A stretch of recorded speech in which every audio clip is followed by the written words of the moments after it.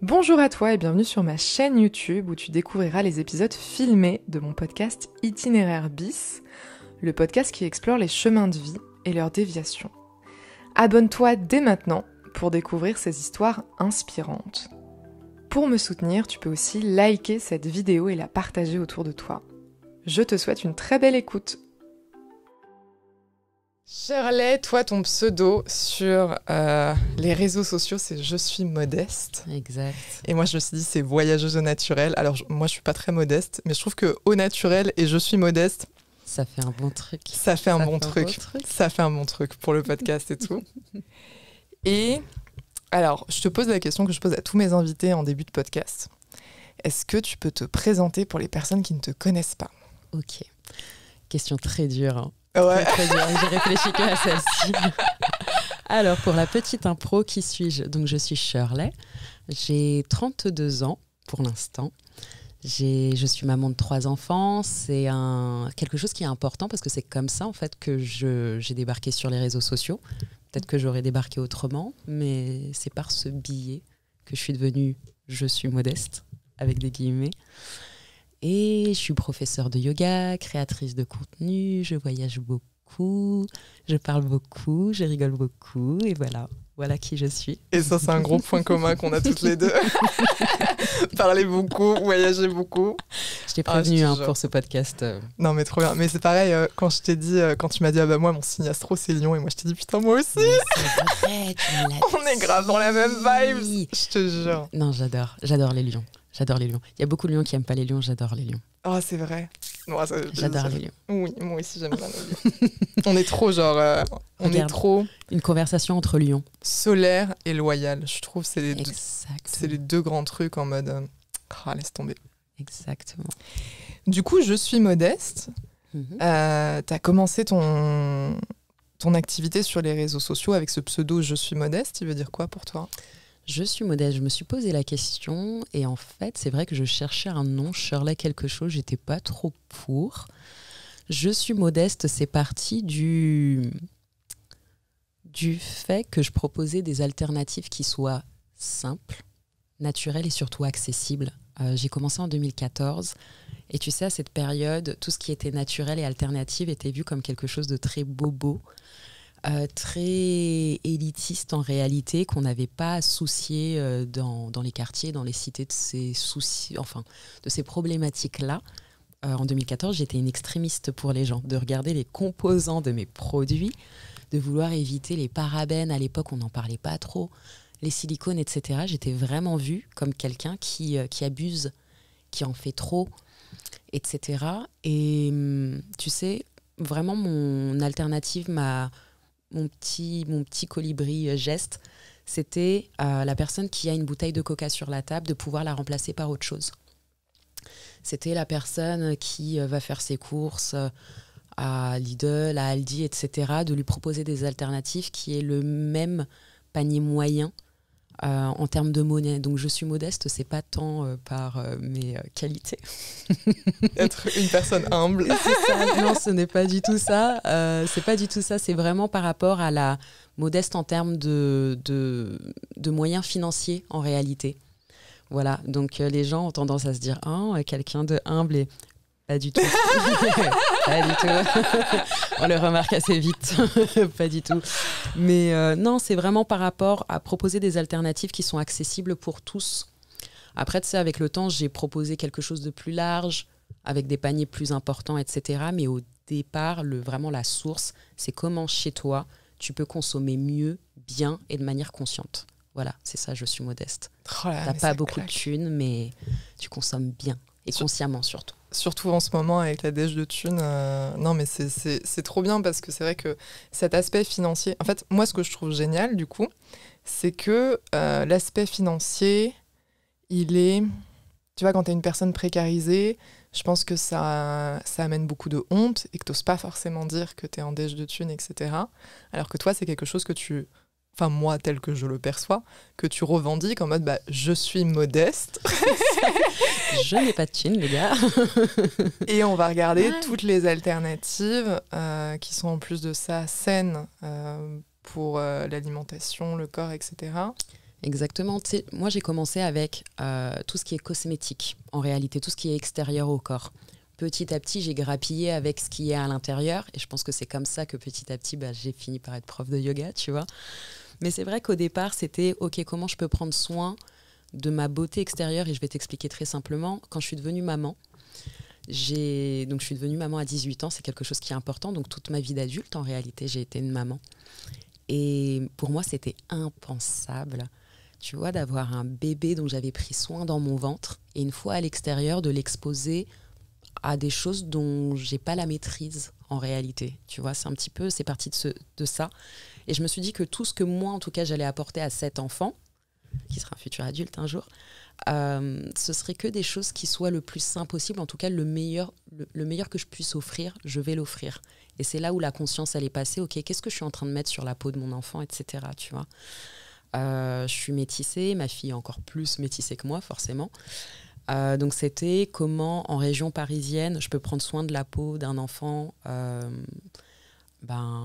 qui est racisé. Donc tu vois, avec tous les impacts que ça a, le soleil que nous avons 3 jours en région parisienne, il serait temps d'y remédier, s'il vous plaît, la météo. Et, demande à l'univers. Petite prière. Mais tu vois, c'est ça, c'est aussi en 2014, les cheveux frisés, les cheveux crépus, etc. C'était pas aussi normal qu'aujourd'hui, tu vois. Enfin, il y a 1 milliard de sujets que j'avais envie d'explorer, mais j'ai commencé vraiment par ça.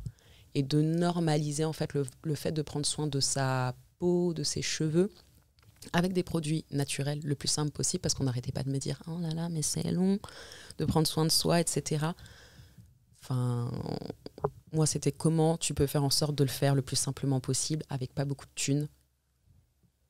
Et voilà, les résultats étaient là, etc. Et petit à petit, j'ai eu des amis, et merci les réseaux sociaux, tu vois, finalement, on se retrouve avec des personnes avec qui on partage des intérêts communs. Et via les réseaux sociaux, j'ai eu des potes, vraiment des potes qui sont toujours mes potes aujourd'hui, qui, elles, avaient beaucoup plus un intérêt par rapport à l'alimentation. Et petit à petit, tu vois, de mélanger nos idées, etc. Pourquoi c'est important pour toi l'alimentation? Pourquoi c'est important pour moi la cosmétique? T'es là, oh, ouais, je comprends, ok. Le truc va plus loin que juste l'aspect extérieur. Donc, petit à petit, l'alimentation. Et ensuite, vraiment, la santé mentale, en réalité, tu vois. Donc, moi, au départ, mon première chose, ça a été le sport de manière intense. Alors, je suis passée de quelqu'un qui haïssait le sport, qui allait chez le médecin toutes les semaines pour faire comment ça s'appelle? Tu sais, des absences. Ouais. Des billets d'absence en disant que j'avais des problèmes au genou. Faux. Tout mon collège, si des gens du collège me voient aujourd'hui, ils se diraient mais qu'est-ce qui s'est passé? Les seules fois où je courais, c'était après le bus pour pas arriver en retard à l'école, tu vois. C'était mon seul effort physique. Dans la vie, je détestais le sport, etc. Aujourd'hui, j'adore le sport. Et tu vois, tous ces aspects-là, ça a été vraiment comment prendre soin en réalité de moi et de ma globalité. Mais tu vois, je suis partie du point extérieur pour venir gratter et venir à l'intérieur. Et comme je te disais, penser maintenant à ma santé mentale depuis quelques années, mais c'est quand même récent, tu vois, peut-être 6 ans, 5 ans. Ça va, hein, 6-5 ans sur la santé mentale, parce que moi je trouve que la santé mentale c'est un sujet très neuf où pour le moment on est encore dans cette découverte-là. Donc je trouve qu'au contraire, tu étais hyper en avance là-dessus. Du coup, ça fait combien de temps que tu es sur les réseaux sociaux? Attends, je pensais que j'étais jeune en disant 32 ans, mais là, du coup, Alors, attends, si j'ai commencé en 2014, il y a 10 ans. Il y a 10 ans. Il y a 10 ans. En tout cas, vraiment sous le nom de Je suis modeste. Mais je pense qu'en réalité, j'ai toujours été sur les réseaux sociaux, tu vois. À l'époque, il y avait Skyblog. Et je me rappelle déjà que sur mon Skyblog, tu vois, je parlais un petit peu de ma grossesse, etc. Tu vois, j'étais une fille de 17 ans qui était enceinte. Et j'ai jamais eu de gêne ou de tabou, etc. Et pour moi, c'était tellement important ouais, je vais avoir un bébé, tu vois, et j'ai pas honte de l'enfant que je vais avoir, etc. C'est une décision que j'ai pleinement prise. Donc ouais, peut-être que j'ai toujours été sur les réseaux sociaux, tu vois, mais vraiment, Je suis modeste, c'est il y a 10 ans déjà. Wow. 10 ans. Et t'as toujours voulu être maman jeune ou pas? Non, je pense, comment est-ce que c'est venu? Je me suis jamais imaginé maman jeune. Je pense que, tu sais, il y a quelque chose qui est très marrant. Peut-être quand j'avais 14 ans, tu t'imagines 30 ans. 30 ans, c'est vieux, t'es en place, tu vois. Et pourtant, là, j'ai 32 ans et j'ai tellement de choses à faire encore et c'est cool. Mais je m'imaginais, quand j'avais peut-être 14 ans, à 30 ans, j'aurais un mari, 2 enfants On va en et un parler de chien. Alors, je les ai eues, ces choses-là. Alors, j'ai pas eu la maison, j'ai eu l'appartement. T'as eu le chien? J'ai eu le chien. J'ai eu le chien, qui est toujours mon chien d'amour. Et j'ai pas eu 2, mais j'en ai eu 3. À 30 ans, j'avais 3 enfants. Donc, j'ai eu tout ce truc-là. Et en fait, en réalité, si je pouvais parler à la fille de Shirley de 14 ans, je dirais, mais elle est boring, ton idée. Tu veux pas faire un autre truc, faire quelque chose de plus... Je sais pas, imaginer plus de choses autour, tu vois, parce que ça, Et en fait, non, je pense que vraiment, c'est une question qu'on me pose beaucoup en ce moment, dans mon cadre privé. Ça, c'est marrant. Comment est-ce que je suis devenue maman à 18 ans ? Et j'y réponds de manière très transparente, etc. Comme je te le disais avant ce podcast, j'ai pas de questions qu'on me pose et je suis là, non, je veux pas aborder parce que c'est des questions que je me pose. Et je trouve ça trop important qu'il y ait à un moment donné une personne qui t'écoute et qui dise... T'as mis un mot sur peut-être un semblant de réponse, ou en tout cas tu m'aides, tu vois, à continuer mon puzzle sur une question que je me posais. Et en fait, je pense que je suis devenue maman à 18 ans de manière très honnête parce que j'avais besoin de beaucoup d'amour. Et j'avais besoin d'une personne qui m'aime inconditionnellement, je pense. Tu vois, je pense réellement que je suis devenue maman pour ça. Voilà. Waouh. C'est hyper touchant et c'est surtout hyper touchant de le dire. Ouais. Parce que je pense qu'on est nombreuses à ressentir cette espèce de carence d'amour très forte. Et par contre, celles et ceux qui l'assument pleinement et qui le disent, ça, je pense que c'est beaucoup plus rare. Donc, merci pour ça. Avec grand plaisir. Oui. Je t'aurais dit ça il y a 2 jours, j'aurais pleuré. Hein. J'ai ouais. eu mes règles. Mais non, je pense très franchement, pour être honnête avec moi-même, tu vois, c'est une question que je pose aujourd'hui à des amis qui peuvent me dire, tu sais, moi j'en ai 32, donc j'ai 3 enfants. Donc, c'est un sujet pour lequel, ça y est, j'étais fermée, où je me disais, ça y est, les enfants, c'est fini. Mais il ne faut jamais dire jamais. On ne sait jamais, on ne sait pas de quoi il fait demain, etc. Quelle rencontre, et quand je dis rencontre, c'est pas forcément dans le cadre d'un couple, mais c'est toi toute seule, etc. Et tu vois, maintenant, j'ai quand même la question de poser aux gens, parce que je me la pose à moi-même. Pourquoi est-ce que tu veux un enfant ? Tu vois ce que je veux dire ? Pourquoi est-ce que tu veux pourquoi tu veux fabriquer un enfant ? C'est une question que je pose aux gens. Et tu vois, finalement, je ne sais pas si tout le monde peut y répondre. Mais je pense que c'est hyper important et intéressant.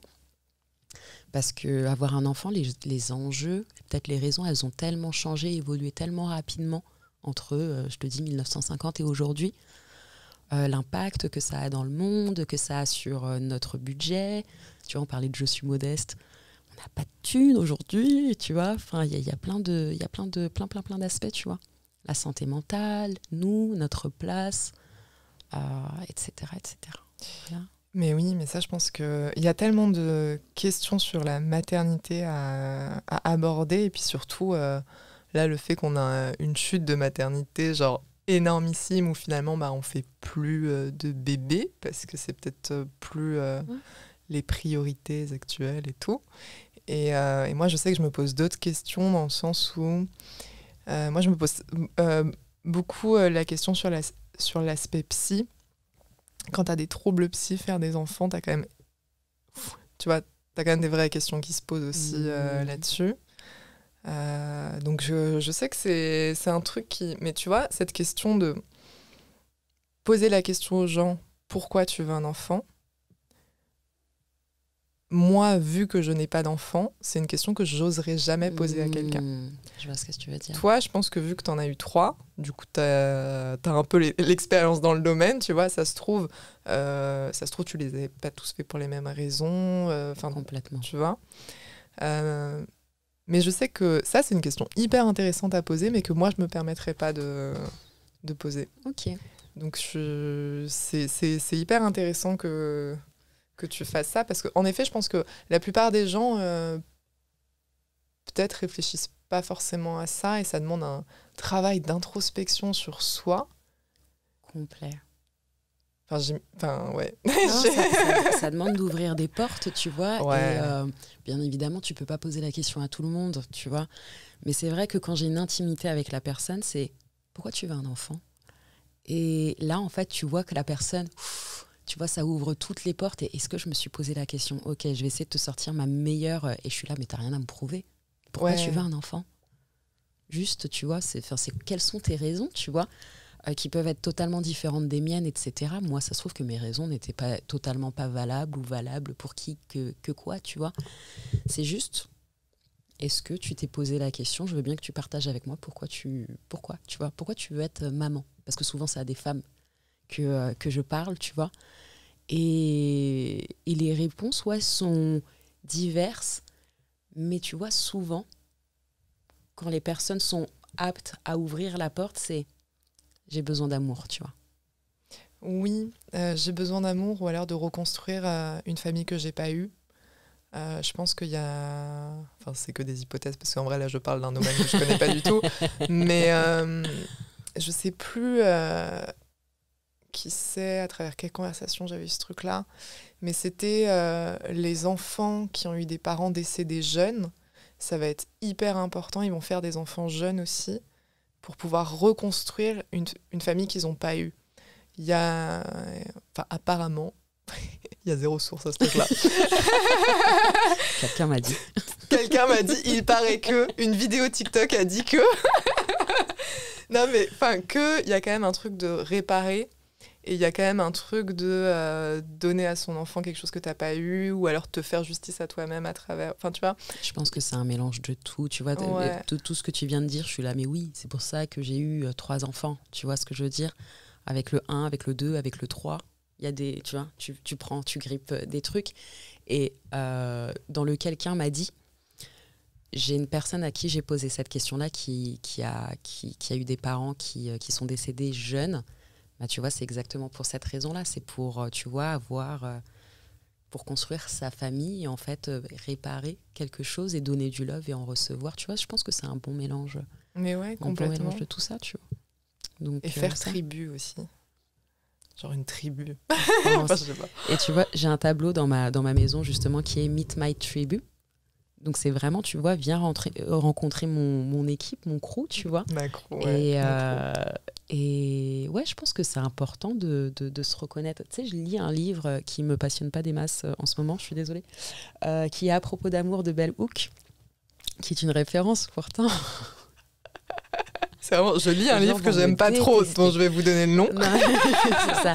Mais la plupart des gens l'aiment beaucoup, etc. Et je comprends complètement. Mais tu vois, il y a ce qui est fascinant dans ce livre quand même, c'est que ça ressource énormément de sources. Donc en fait, en un livre, tu prends un petit peu le meilleur de plein de livres qui référencent l'amour dans sa grande globalité, etc. Ça peut être autant l'amour relationnel, ça peut être l'amour à sa famille, l'amour dans le travail, l'amour à soi, etc. Ok. Et en fait, elle te dit qu'à un moment donné, justement, on va aller chercher ce truc, d'avoir sa tribu et de construire autour de soi sa team, là où on peut aller. Donc peut-être que certaines personnes ne vont pas trouver de l'amour dans leur famille, mais justement avec des amis, ou dans le travail, ou dans une activité, tu vois, pour construire en fait sa tribu, tu vois. Donc on la construit d'une manière ou d'une autre. Je suis assez convaincue du fait que l'être humain est un être social très fort et qu'on a besoin de cette sociabilité-là, de donner de l'amour, de recevoir. Enfin, ça, ouais. Après, en effet, je suis quand même aussi assez convaincue que on n'est pas obligé de passer par la maternité pour ça. Et c'est vrai que ça, c'est sympa. Oui, d'avoir la possibilité de... Et tu vois, il y a pareil par rapport à la maternité, je pense que, encore une fois, ça dépend des moments de vie. Ouais. Mais tu poses la question à des... Faudrait faire ça, je pense que ça s'est fait, à des femmes qui ont 60, 70 ou 80. Ok. Et si c'était à refaire? Ouais, grave. Et en fait, tu tombes des fois sur ces vidéos-là et en fait, avec les réseaux sociaux, et c'est triste, tu vois, selon la réponse, les personnes, elles se font huer et hyper jugées, etc. Mais en réalité, tout est juste, peu importe la réponse de la personne. Tu vois, je rencontre souvent des mamans, j'en parle sur les réseaux sociaux, de la culpabilité. Par exemple, je suis quelqu'un qui voyage sans ses enfants. Et en fait, c'est très mal vu, tu vois. Je suis censée être pleinement comme une forme de dépendance à mes enfants et de, en fait, me consacrer à eux et de ne voyager qu'avec eux. De me dédier en réalité à ça. Et si je veux voyager, c'est avec mes enfants. Sauf que je ne le fais pas tout le temps. Cette année, par exemple, tu vois, j'ai voyagé avec eux 5 jours. J'ai voyagé seule 2 semaines. Peut-être qu'il y aura 1 mois de plus seule, tu vois. Ça, on ne sait pas encore pendant cette année, mais j'ai fait une vidéo justement sur la culpabilité parce que tu sais, à chaque fois que je voyage, j'en parle sur les réseaux sociaux et je reçois toujours des messages de femmes qui me demandent comment je fais. Et pour moi, c'est, tu vois, je suis là. Comment ça, comment on fait en fait, tu vois? Si en tout cas on a la possibilité d'avoir une personne qui est sécurisante pour nos enfants, c'est pas obligé d'être papa, c'est pas obligé d'être maman, c'est pas obligé d'être tata. Enfin, si on a une personne à qui on peut confier nos enfants, pourquoi pas, tu vois? Mais je sais que ça, c'est pas donné à tout le monde. Et ça, c'est un point qui est important. Mais tu vois, quand j'en parle, il y a des femmes, par exemple, qui vont me dire, moi, je ne m'imagine pas voyager sans. Vraiment, là où je trouve mon bonheur, c'est de voyager avec mes enfants. Trop bien, tu vois. Et j'explique, moi, qu'en fait, de temps en temps, j'ai besoin de ne pas être avec mes enfants pour me ressourcer et en fait revenir et être au top, en fait, avec une énergie de dingue, des nouvelles idées, des nouvelles choses à partager, etc. avec eux. Et que si j'étais tout le temps avec eux, ben, en fait, je m'y retrouverais pas, tu vois. Et je me sentirais, mais complètement épuisée, tu vois. Épuisée, ça veut dire qu'on me demanderait trop tout le temps. Et je pense que ça, c'est très tempérament, etc. Tu disais, par exemple, on ne trouve pas forcément notre bonheur dans la maternité. Et je pense que aussi, entre ne pas trouver son bonheur dans la maternité et le trouver, tu sais, il y a tellement de degrés. Et ça, je pense que les gens, des fois, tu sais, ils sont un peu extrêmes, c'est noir ou blanc. Mais en fait, entre la maternité et pas, tu sais, il y a tellement d'échelles, etc. Et je suis entre, tu vois, comme beaucoup. Et sur certains aspects, tu vois, je suis là, non, j'ai besoin de faire ça toute seule, tu vois. Oh, là, j'ai besoin de passer 2 semaines seule, 1 mois seule. Et tu vois, pour moi, c'est OK. Et dans ces moments-là, justement, quand je parle de la culpabilité, je reçois toujours au moins 1-2 messages de la part d'une femme qui me dit, mais honte à toi, en fait. Enfin, honte à toi, tu te plains, t'as des enfants, il y en a qui en ont pas. Et t'es là, mais c'est pas le sujet, madame, s'il te plaît. C'est juste que moi, en fait, je te propose une vision qui est peut-être différente de la tienne, mais pour te montrer qu'en fait, c'est aussi OK, cette vision de la maternité, etc. Et t'en as plein qui m'envoient des messages privés qui me disent « Ah, ça fait du bien, en fait, d'entendre quelqu'un le dire, parce que si je le dis autour de moi, etc., on va dire que je me plains, tu vois. » Et ça, c'est un truc... Les dictates liés à la maternité, genre un peu la police de la maternité, comme s'il y avait une seule forme de maternité qui était socialement acceptable et que si tu sors de ce schéma-là de maternité, c'est genre l'hécatombe et tout. Et moi, j'ai l'impression que, je sais plus qui c'est qui parlait de ça sur ses réseaux sociaux, mais que dès qu'elle prenait une décision concernant sa fille, il y avait la police des réseaux sociaux qui lui disait t'es une mauvaise mère, t'es truc-muche et tout, mais un jugement énormissime. Et j'ai vraiment l'impression qu'il y a une espèce de police de la maternité. Ouais, bah oui, bien évidemment, elle existe. Elle existe, c'est une réelle police. Quoi que tu fasses, tu as cette police-là, mais je pars vraiment à chaque fois du principe où c'est soit des personnes qui ne sont pas tolérantes vis-à-vis de quelqu'un qui pense différemment, soit c'est quelqu'un qui est frustré, tu vois, et la plupart du temps, je me pose la question si c'est pas des gens qui sont frustrés, on leur a tellement dit que c'est comme ça que ça doit se passer, tu vois, et j'essaye de revenir, tu sais, d'aller un petit peu plus loin et de me dire comment est-ce que cette personne, elle a grandi, tu vois, avec quelles valeurs, comment elle a été élevée, quels parents elle a eu, quel enseignement, quel trauma elle a eu, tu vois, pour dire non, c'est comme ça et c'est pas autrement, etc. Et tu risques de faire du mal. Ça se trouve qu'en fait, il s'est passé 6 amis et que moi, je viens gratter, en fait, tu vois, cette partie-là, donc je le prends pas à cœur, mais oui, ça existe. Et en fait, le truc, en plus, c'est que depuis que, du coup, j'ai 17 ans, j'ai été Ma fille est née quand j'avais 18 ans, mais en soi, j'ai été enceinte à 17, donc je suis maman depuis que j'ai 17 ans. Je peux te dire qu'il y en a beaucoup des cases que je n'en ai pas remplies depuis, depuis la nuit des temps, depuis toute ma vie d'adulte. Et encore aujourd'hui, je continue à sortir des cases en tant que maman, etc. Tu vois. Donc, c'est une habitude. Ma fille va avoir 15 ans, c'est une habitude, tu vois. C'est ta fille qui a 15 ans, c'est ça? Elle va avoir 15 ans au mois de septembre. Waouh, et t'as 32 ans. Et j'ai 32 ans. Et je peux te dire que c'est très bizarre de se dire que j'ai l'humain qui a été dans mon ventre va avoir 15 ans. T'es là, waouh. Tu vois, moi, 32 ans, pour moi, c'est hyper jeune. Je ne réalise pas, tu vois. Et ça y est, je dis une phrase avec des guillemets de vieux. Je suis super jeune, en fait. Et tu vois, je pense qu'il y a mes frères et sœurs qui se disent ouais, c'est-à-dire que non, pas du tout, mais c'est pas grave. Mais en fait, c'est en voyant ma fille qui a 15 ans, qui va avoir 15 ans, et en fait, je me rappelle, parce que pour moi, c'était il y a peut-être 6 mois que j'avais 15 ans. Bah ouais, complètement. Où tu vois, tu as toutes ces phrases, en fait, types, etc., que elle se dit, ou en fait, des trucs qu'elle me dit. Alors déjà, il y a un nouveau truc, parce que moi, je suis née du coup en 91, elle est née en 2009, ok. Il lui est arrivé dans sa vie de me dire « Ouais, non, mais t'es du siècle dernier. » Et ça, c'est chaud. Ça, c'est très chaud. Et t'es là « Ah ouais, putain, mais elle a raison en plus. » T'es née dans un autre siècle. Tu vois, je suis née quand même à une époque cassette, Walkman, les CD. Enfin, tu vois, je le vois, j'ai un vinyle chez moi. Mon père était DJ, donc j'ai des vinyles, etc. Pour moi, c'est important. Alors, j'ai pas de lecteur CD, mais en fait, j'ai mon dernier, par contre, qui va avoir 7 ans. Oui, qui va avoir 7 ans et qui, la dernière fois, m'a demandé, dans un livre, dans un J'aime lire, il y avait un CD. Et il m'a dit « Maman, est-ce qu'on peut le mettre ?» Je lui ai dit « Oui, mais j'ai pas de lecteur CD. » Il me dit « C'est quoi un lecteur CD ?» Tu vois ce que je veux dire? Et je me suis dit « Waouh !»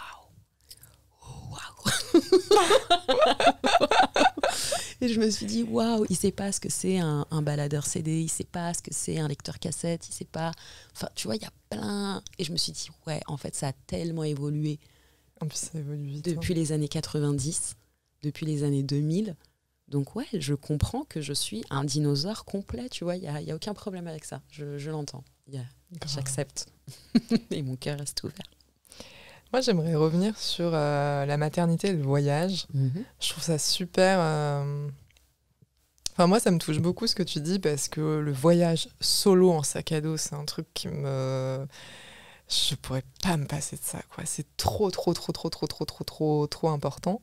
Et c'est vrai que le fait d'avoir des modèles de femmes qui, comme toi, ont 3 enfants et en fait continuent à voyager seules par elles-mêmes, oh, ça fait du bien. Parce que je pense aussi que le manque de représentation dans la maternité et le fait qu'on n'a qu'un seul modèle, du coup, bah, l'air de rien, c'est pas hyper engageant. Parce que je trouve que c'est très dans la notion de sacrifice. Et je pense qu'on aurait tout à y gagner d'avoir une pluralité de modèles de maternité, la maman qui en même temps est auto-entrepreneur et a une super carrière et en fait c'est hyper ok, la maman qui est finalement super voyageuse et qui continue à voyager solo, la maman qui en fait, je sais pas, sa vie sociale c'est trop important, elle a plein de potes, elle sort et tout. Enfin tu vois, d'avoir une pluralité des modèles de maternité, je pense que ça décomplexerait beaucoup de gens de savoir que... Parce que en fait, je trouve que globalement dans la société, ce qui est très mal vécu, c'est quand tu as un seul schéma et un seul modèle. Et si tu rentres pas dans ce modèle et dans ce schéma, bah, du coup, tu as l'impression que tu es complètement dysfonctionnel, hyper anormal, que tu as un peu raté ta vie parce que tu pas dans les cases que tu dois cocher et tout. Alors que si on pouvait un peu... déconstruire toutes ces cases-là et de dire en fait il y a plein de modèles différents d'être maman, il y a plein de modèles différents de vivre sa vie, il y a plein de modèles différents d'avoir de l'amour et de se sentir aimé. Voilà, il y en a, tout leur amour vont passer dans leurs potes, ou alors tout leur amour vont passer dans leurs animaux, ou tout leur amour vont passer dans la famille, mais la famille au sens large, ou dans le voyage, ou dans une passion, ou dans la peinture, ou dans la poterie, ou dans l'entrepreneuriat. Et en fait, ça donne des gens qui sont hyper épanouis à travers plein de façons, et pas un modèle de « tu dois faire ça, ça, ça, ça », et ensuite, peut-être, tu seras heureuse. Peut-être. C'est vrai que tu as le peut-être. Et si tu n'es pas heureuse alors que tu as fait ça, bah c'est toi le problème. Et là, tu signes. Et là, tu pleures des larmes de sang. C'est exactement ça. C'est exactement ça. Non, mais c'est que ça, j'aurais pas pu résumer. Ouais, c'est vraiment ce truc de... Ça. On te fait comprendre que c'est toi le problème si t'es pas dans ce schéma-là, alors que personne n'a re-questionné 3 secondes le schéma en question. Ouais. Non, mais c'est complètement ouf ce que tu viens de dire. Et tu vois, j'étais là... Je pense que je suis très... tu sais, quand on me parle, il y a plein d'images qui viennent dans ma tête, etc. Et en fait, là, tu étais en train de résumer ma vie. Ah mince. C'est-à-dire, j'étais là, ouais. Ça. Et tu vois, la chute, j'étais là, ouais, c'est exactement ça, ouais, c'est ça. Non, c'est exactement ça. C'est que, en fait, si tu coches les cases... Donc moi, j'ai commencé ma vie en ne cochant pas les cases, ma vie d'adulte. Parce que j'ai fait un enfant dit trop tôt. À 18 ans, donc quand on fait des études, etc., est-ce que j'entends complètement, est-ce qu'aujourd'hui, j'encourage mes enfants à faire, tu vois ? Parce qu'en réalité, oui, je le vois, c'est tôt. C'est tôt, tu sors de l'adolescence, etc. Tu es en pleine construction, et en réalité, tu es en construction, je réalise toute ta vie, je suis encore en construction, tu vois. Et en fait, bien évidemment, en tant que parent, je vais parler vraiment en tant que parent avec beaucoup de bienveillance. On veut que nos enfants aient le plus de cartes possible dans les mains pour être le plus épanouis possible, en tout cas avec conscience. C'est ça le jeu, mon jeu en tout cas d'être parent. C'est de leur donner le meilleur paquet de cartes et après tu joues comme tu veux. Et puis moi je t'ai juste donné les meilleures cartes que je puisse. Et tu pourras avoir d'autres cartes en collectant avec les potes et puis les profs et les voilà. Mais... ce que tu disais, tu vois, c'est de cocher toutes ces cases, etc. Moi, j'ai l'impression d'avoir coché ensuite toutes ces cases. Donc, j'ai commencé par maman jeune, ok. Ensuite, j'étais dans une relation. Ensuite, j'ai continué à faire des enfants. Et ensuite, j'ai soutenu. Et ensuite, j'ai continué d'avoir... Enfin, j'ai eu mon métier, mon travail, mon auto-entreprise, etc. Et en fait, petit à petit, je cochais toutes, tu vois, toutes les cases... et d'un regard extérieur, on me voyait, Shirley, elle a l'air très épanouie, etc. Et en réalité, en fait, petit à petit, j'étais en train de griser. Griser, ça veut dire que je voyais tout le monde en couleur. Et petit à petit, moi, je me voyais avec de moins en moins de couleurs. Je me voyais un petit peu couleur pastel. Et petit à petit, vraiment perdre de ma couleur. Et ma crainte, c'était d'être grise et en noir et blanc. Parce qu'en fait, je ne me retrouvais pas dans ce modèle, justement, la carte qu'on a donnée. Et tu vois, le truc d'avoir été maman jeune en plus, je pense que je me suis mis une bonne pression qui a été utile aussi, utile pour offrir le meilleur que je puisse offrir à mes enfants. Et pour moi, le meilleur, c'était quoi ? C'est de la bienveillance, de la tolérance et du respect. Pour moi, c'était ça le meilleur. Donc, je me suis mis tellement de pression là-dessus à être une bonne maman. Et en soi, tu vois, je me suis tellement consacrée à 170% à ça qu'en fait, je ne m'étais jamais posé la question de « Shirley, elle aime faire quoi ? Et j'aime pas quoi ?» Et en fait, elles sont où mes limites, moi, en tant qu'humain ? Mais tu vois, vraiment, là, on sort du cadre « Shirley, elle n'est pas juste maman. » Et tu vois, c'est un truc que je fais attention aujourd'hui. C'est un effort de ma part de ne pas dire « Shirley, présente-toi. Je suis Shirley, maman de 3 enfants. Pourquoi ton prénom est de suite maman de 3 enfants ? Il y a quoi entre, tu vois, en tant qu'humain, même si c'est une part qui est importante. Et en fait, tu vois, le fait justement, je vais revenir à un truc. Dans le yoga, j'aime bien préciser, à chaque fois, il y a autant de yoga que de professeurs de yoga. Tu t'essayes un cours, forcément, il sera différent que 6 amis, etc. Et ça peut être le même type de yoga avec des guillemets.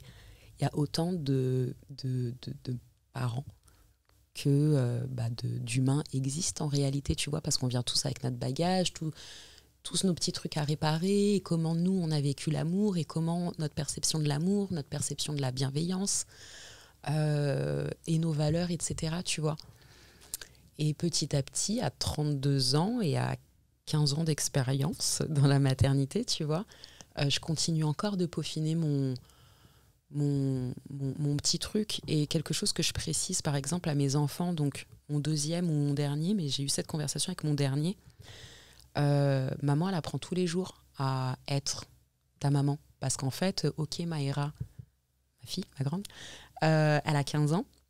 C'est pas parce que en fait, Maëra a déjà eu 7 ans que je sais comment être ta maman à 17 ans. Parce qu'en fait, toi, t'es toi. Tu vois ce que je veux dire? Et en fait, tous les jours, c'est un jour plus un jour, etc. Mais en toi, en tant qu'individu, c'est pas juste, j'ai pas le protocole. Et alors moi, j'ai déjà vécu les 13 ans, je peux te dire que c'est comme ça. Je déteste les phrases comme ça, tu vois.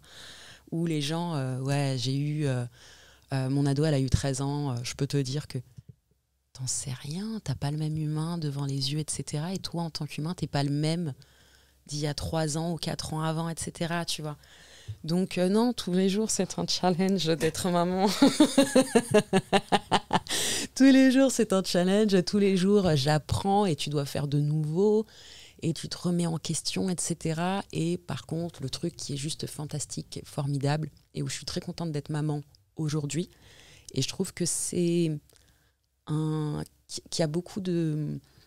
C'est pas facilité parce que ce sera jamais facile, mais il y a quelque chose de plus... Je vais pas réussir à dire ce que je veux dire. Aujourd'hui, il y a de la littérature pour nous permettre d'ouvrir notre compréhension par rapport à plein de choses, par rapport à la bienveillance, la tolérance, le respect de soi, le respect de l'individu qui est l'enfant, de remettre l'enfant à sa place, c'est pas des mini-adultes. En fait, même psychologiquement, les avancées qu'il y a eu ces dernières années où on comprend que, encore une fois, un enfant, c'est pas un adulte et qu'il y a plein de choses qui processent dans le cerveau, tu vois, le développement du cerveau, etc. Et en fait, aujourd'hui, en tant que parent, on a plus de cartes entre les mains, je trouve, que par exemple ma mère, et pourtant ma mère elle n'est pas très âgée, hein, elle a 51 ans ma mère, donc tu vois ça reste relativement jeune, sachant que j'en ai 32, mais aujourd'hui en fait par rapport au développement du cerveau, de l'humain en général, tu as plus de cartes, tes systèmes de croyances, tu as énormément de moyens de les remettre en question, voir si c'est ok, si c'est pas ok. Il y a plus de moyens aujourd'hui de prendre soin de sa santé mentale aussi, et c'est beaucoup plus ok grâce aux réseaux sociaux, je pense, de dire ça va pas, j'ai le droit. Il y a moins de peur, il y a moins de crainte. Je vais reparler des années, tu sais, les personnes des années 70, ils ont encore cette croyance de si je vais voir un professionnel de la santé mentale, quelqu'un va venir, en fait, il va y avoir une intrusion dans mon intimité et je risque quelque chose. Donc, tu en as beaucoup encore à cette génération-là qui ne prennent pas soin de leur santé mentale et qui se disent foutu pour foutu, je reste avec mes trucs. Tu vois, aujourd'hui, on a plus de liberté de libérer la parole, de s'exprimer, de dire quand ça ne va pas. Tu vois, il y a quelques jours sur les réseaux sociaux, je l'ai dit, ça ne va pas, tu vois. Après, tu as toujours la police, des réseaux sociaux qui vont dire mais comment ça va pas, madame? Enfin, tu voyages, tu as des enfants, et ci et ça. Ouais, mais j'ai le droit de pas aller bien, tu vois, avec tout ce que compose ma vie. Enfin, voilà, pour te résumer tout ça. Mais aujourd'hui, je mets plus de... Et ça, c'est cool. Et je pense que vraiment, c'est les réseaux sociaux, tu vois. Avant, j'avais beaucoup plus de jugement. Alors, si mes amis entendent ce podcast, ils vont se dire, genre là, elle fait que juger. Je juge beaucoup avec mes yeux. Je suis très expressive. Je suis très... Je sais pas si c'est un truc de Lyon. Peut-être c'est un truc de Lyon. Ouais. Mais c'est vrai que tout se lit sur mon visage. C'est ça. Tout ce que je pense et tout exactement. Ça se... Et ça, je le remets pas en question. Je trouve ça très drôle. C'est une part de moi que je trouve très drôle. Mais je suis très expressive. Mes yeux, etc. parlent tout le temps. Il y a beaucoup de mémés où... quand la personne te dit « T'inquiète pas, je te juge pas », mais en fait, elle fait que des... Ça, c'est moi. Ça, c'est moi. Je suis sincèrement désolée. Mais en tout cas, j'avais vraiment, tu vois, avant des gros points où je jugeais. Mais là, c'était pas bon. C'était pas bon. Je vais l'expliquer pourquoi. Par exemple, pour moi qui était née avec des moyens financiers de par ses parents, etc., pour moi, c'est une personne qui n'avait pas le droit de se plaindre. J'étais là, mais en fait, t'as tout dans la vie, etc. Mais non, ça va tellement plus loin que ça. J'y pensais la dernière fois, j'étais à la gare, rien à voir. Et en fait, je pensais à qu'est-ce que j'aurais aimé être quand j'étais petite. Je pense que j'aurais aimé être une princesse. Tu vois, je voulais être une princesse, absolument, tu vois, mais je réalisais pas qu'en fait, être une princesse, t'as tellement... En fait, tu ne décides de rien. Je crois que je pensais que tu décidais de plein de trucs et que tout était génial, etc. Mais en réalité, aujourd'hui, quand tu vois la vie de la royauté, etc., bah, tu partages pas grand-chose avec tes parents. tu es plutôt éduqué par d'autres personnes, tu crées de l'amour avec d'autres personnes. Je pense que t'as pas le droit de pas aller pas bien. Et tu dois répondre justement à pas ces dictats, tu dois répondre à un genre de cahier des charges. Donc tu dois te marier avec telle personne et ça si, et tu dois faire cette vie-là, etc., tu vois. On pense au... comment il s'appelle le prince? Pas le prince. Le roi? Pas le prince. D'Angleterre? Ouais. Harry. Ouais. Tu vois et bref, et j'y pensais la dernière fois où je me disais, tu vois, j'ai voulu être peut-être...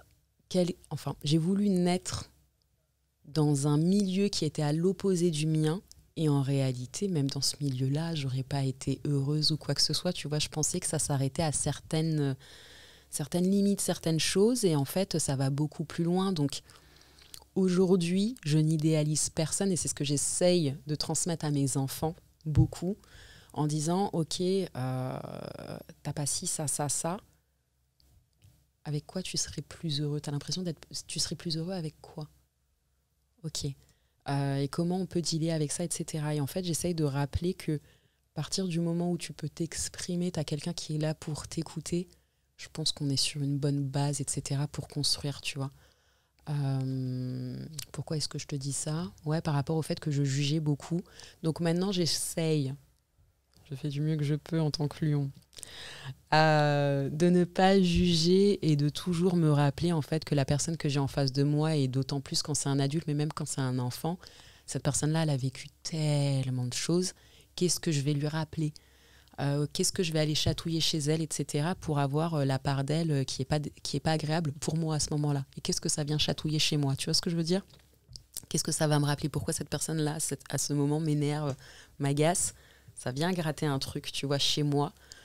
Et si intentionnellement, tu vois que la personne, elle n'a pas été cool avec moi, qu'est-ce que je suis venue gratter chez elle et qui n'a rien à voir avec moi en réalité, tu vois?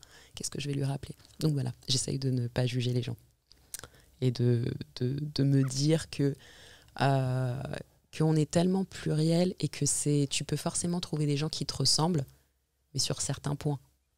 Tu vois ce que je veux dire? Je ne pense pas qu'on peut trouver quelqu'un avec qui ça match parfaitement sur tous les points. À un moment donné où on peut un peu s'agacer. Et je pense que ce serait pas bénéfique non plus. Parce que je pense que aimer quelqu'un qui va te challenger sur des trucs sur toi, c'est comme ça qu'on évolue. Et que si tu matches avec quelqu'un où tout est parfait, tout est beau, tout est rose, c'est pas non plus forcément aidant. Après, ça c'est l'une de mes croyances, mais je suis vraiment pas experte dans le couple. Je vais te dire ça, je te vraiment... Genre, si c'était à moi de donner des conseils, ce serait vraiment genre, elle est sérieuse la meuf. Je regarde ta vie, enfin bref. Mais, ouais, après, bon, bien évidemment, il y a un juste milieu et tout, mais je pense que l'air de rien, tu sais, le fait d'aimer quelqu'un avec ses défauts, et que la personne t'aime en retour avec tes défauts, je trouve que ça t'apprend à être modeste et humble. Et que je pense que ça t'aide à concilier certains trucs chez toi, le fait de les accepter chez les autres. Moi, j'ai capté que chez les gens que j'aime, j'accepte tellement, alors que moi, je suis hyper stricte et perfectionniste et je n'ai pas le droit à l'erreur et tout ça. Et c'est hyper contradictoire de t'acceptes tellement de choses chez les gens et pas chez toi et tout. Et je trouve que le couple est vachement... Révélateur, ouais. En tout cas, moi, je le ressens vachement t'as cette partie où être seul, c'est cool pour apprendre à se connaître. Quoique, moi, j'ai une théorie sur apprendre à se connaître, parce que j'ai tellement voyagé pour apprendre à me connaître, en crise identitaire, des trucs assez balèzes.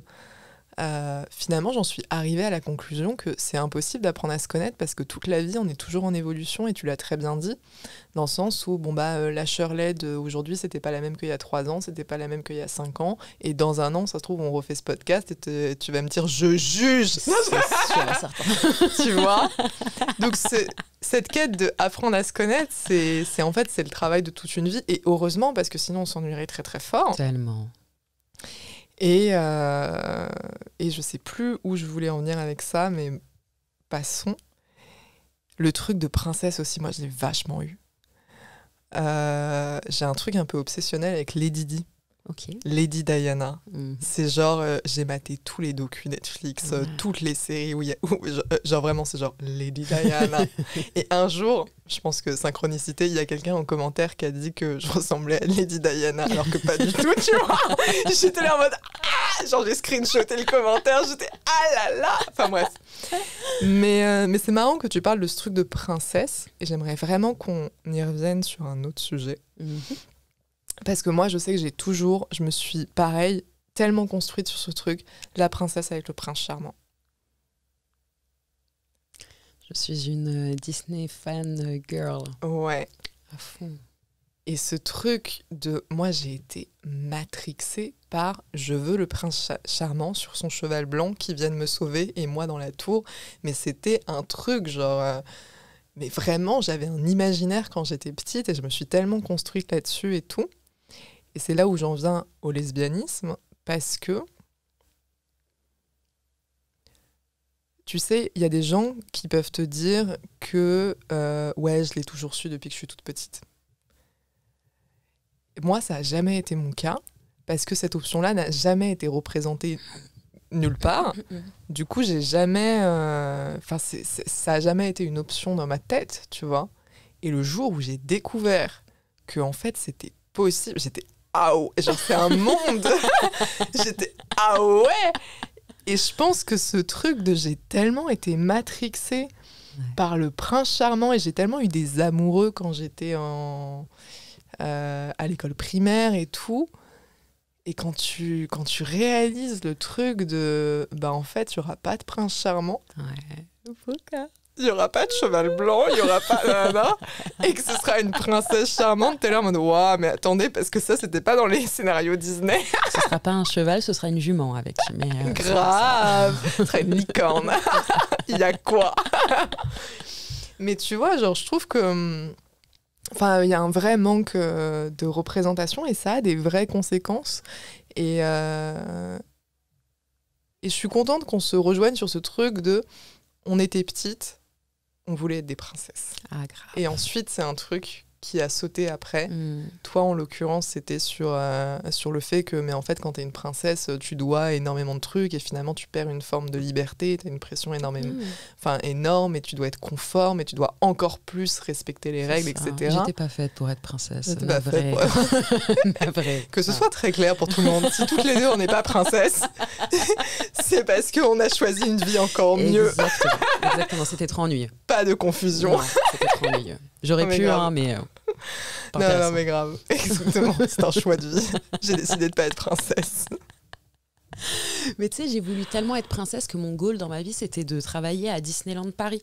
Oh, mais qui n'a jamais eu ce rêve-là? C'est ça. Tu voulais être quelle princesse? N'importe laquelle. Je pense que je voulais pas être la Belle au bois dormant. Ouais. C'est l'une de mes princesses que j'aime pas, que je kiffe pas trop. Par exemple, j'ai toujours trouvé par contre très badass Maléfique. Je l'ai trouvée très badass depuis toujours. Alors c'est une sorcière, mais c'est la seule que j'ai trouvée vraiment badass. Mais c'est vrai que la Belle au bois dormant, j'étais là, oh, elle m'ennuie un peu la dame là quand même. Blanche-Neige m'ennuie comme princesse, tu vois. Mais par contre, je crois que toutes les autres, j'étais là. Et celle qui m'a peut-être les plus animée, ça a été Jasmine et Pocahontas. Merci putain. Merci. Mais vraiment, mais Pocahontas, elle m'a animée, tu vois. Ah non, mais c'était quelqu'un, tu vois. C'était quelqu'un. Et aujourd'hui, petite parenthèse, je me dis, putain, mais elle était très belle. Mais à l'époque, j'étais amoureuse de Cocoam, tu vois. Tu vois, il fallait trouver quelque chose, tu vois. Non. Mais ouais, non, les badass, c'était... Désolée, c'était... Et la Belle, quand même. La Belle qui est amoureuse de la Bête. Ouais. Tu vois, qui lit des livres, qui est tellement différente, tu vois, qui veut pas être en couple avec Gaston, qui représente le mec avec qui tout le monde veut être. Et elle est là, non, mais t'es pas intéressant, en fait. Qui n'est pas superficiel, où là, c'est l'intellect qui est mis en avant aussi en tant que femme. On n'est pas juste faite pour être avec le beau gosse du truc. Mais non, mais oui. Non, mais Belle, je trouve qu'il y a des vrais messages hyper impactants. Et Je suis trop contente que tu aies parlé de Pocahontas parce que moi, vraiment, j'ai un argumentaire sur Pocahontas en mode alors attendez, la meuf, sa grand-mère, c'est un arbre, elle court pieds nus dans la forêt, elle a arrêté une guerre, enfin, genre, mais trop de trucs, de trucs en termes de power, et moi, je le vis vachement mal parce que tout le monde me compare à Blanche-Neige, et moi, je n'aime pas. Ouais, merci. Il est sorti du corps, là. Oh non, je suis super triste. Tu crois c'est pourquoi que je suis chez le psy? Ouais, on n'arrête pas de comparer à Blanche-Neige, ça ne va pas. Non. Moi, je voulais être une Mulan, une Pocahontas, je voulais être une Belle, je voulais être tout ça, tu vois. Et on te sort les... Et t'es là, c'est-à-dire... Ouais, non, je suis désolée. C'est une insulte. Ouais, non. Après, elle est stylée quand même, mais là, tu vois, je suis en train de chercher pourquoi elle est stylée. Je trouve pas tout de suite. Elle est genre avec 7 nains, à manger une pomme. Enfin, genre... Elle fait le ménage, tu vois. Elle fait le ménage. C'est genre l'esclave de ça. Ah ouais, non. je trouve pas. C'est comparé à Mulan qui va genre libérer la Chine, rien que ça. Non, Blanche-Neige, elle fait rien en soi. Pocahontas aussi a un rôle extraordinaire. Et en plus, Pocahontas a réellement existé. Je sais pas si tu es au courant de l'histoire horrible. Si, je suis obsesse, moi, avec les gens. Donc, je cherche toujours à savoir si les gens ont existé. Si. Et en fait, je suis hyper triste de la réalité de cette histoire, tu vois. De la réelle Pocahontas qui a existé. Mais tu vois, c'est comme Ariel aussi qui est sympa comme princesse. Quand tu prends par contre le vrai conte d'Ariel, t'es là, j'ai été triste. Alors pourtant c'est quelque chose qui vient de l'imaginaire, tu vois, mais la vraie version, j'étais là, waouh, ok. Mais je crois qu'en plus, il y a un truc hyper symbolique sur le fait qu'elle perd sa voix pour un homme. Genre, comme quoi le message en fait que tu renvoies aux femmes, c'est quand même un truc beaucoup plus balèze. Enfin, c'est... Encore une fois, on tombe dans une notion de sacrifice et tout. Enfin, c'est... Ouais. Ce qui arrive quand même dans le sujet que j'ai envie d'aborder avec toi depuis le début de ce podcast. Alors, il faut que je t'avoue un truc. Ton compte Instagram est devenu ma meilleure série Netflix. Oh, j'aime. Je m'explique. Parce qu'il faut quand même contextualiser pour les auditeurs et les auditrices qui nous écoutent. À la base, tu as posté un Reels sur les réseaux sociaux où tu partageais un voyage que tu as fait au Brésil et surtout une rencontre que tu as fait là-bas. Je n'en dis pas plus, je laisse le suspense. Allez le voir, il date du mois de janvier. Exactement. Depuis ce truc-là, je suis cette love story. Vraiment, c'est genre épisode par épisode, série Netflix par série Netflix. C'est devenu un truc de... Voilà, hier, t'as posté des stories où t'as grave posté des trucs. J'étais en mode... Laisse tomber. Et là, en fait, cet épisode de podcast, moi, j'avais hâte. Et d'ailleurs, je te l'ai dit en message. Putain, j'ai trop hâte et tout. J'ai trop hâte parce que c'est un peu, pour moi, là, c'est un peu genre l'épisode final de la série Netflix où t'as tout le dénouement du truc. Ouais. C'est un peu comme ça que je le vis. Ok. No pression. Non, mais c'est ça, j'étais là. Ok. Du coup, j'aimerais revenir sur...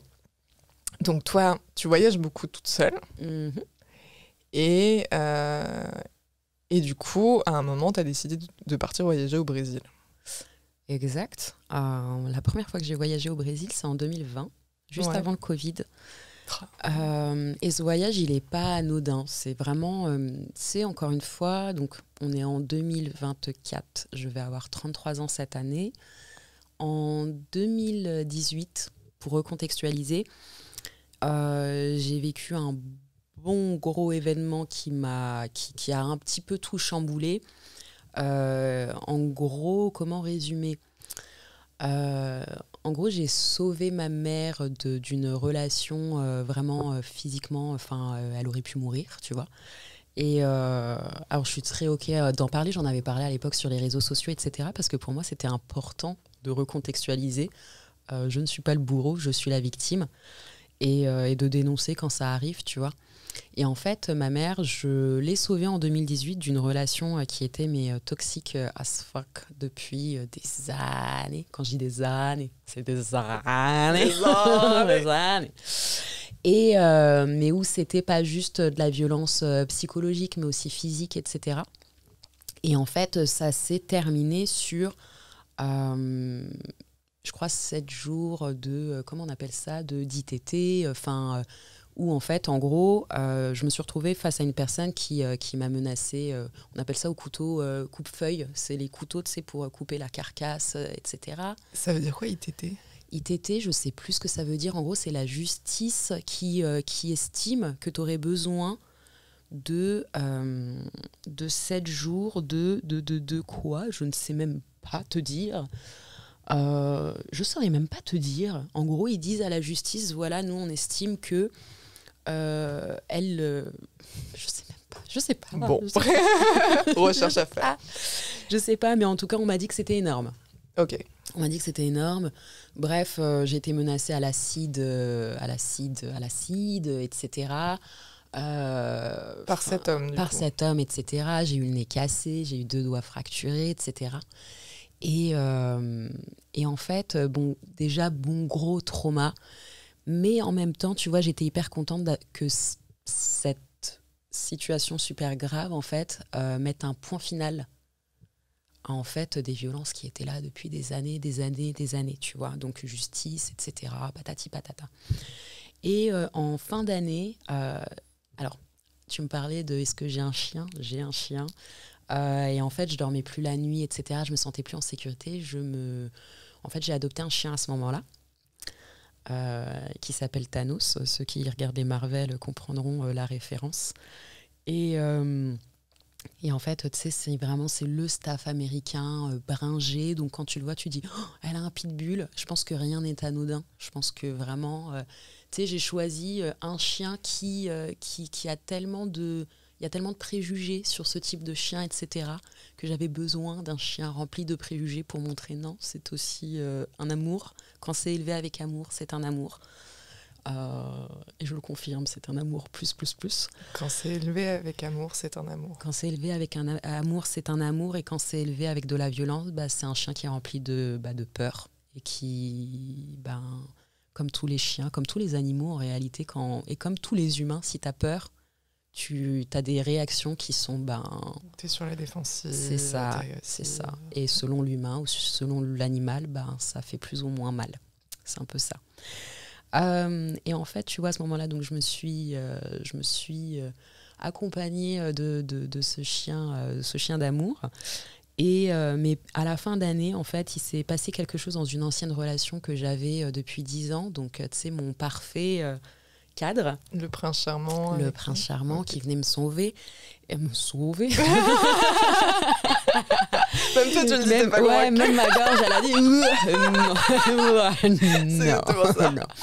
Mais en fait, tu vois, ce qui est marrant, juste le petit point avec cette relation, toutes les personnes autour de moi me disaient ah, c'est bien que tu sois tombée sur cette personne, elle te permet de te poser. Parce que toi, on m'a souvent dit que j'étais un électron libre.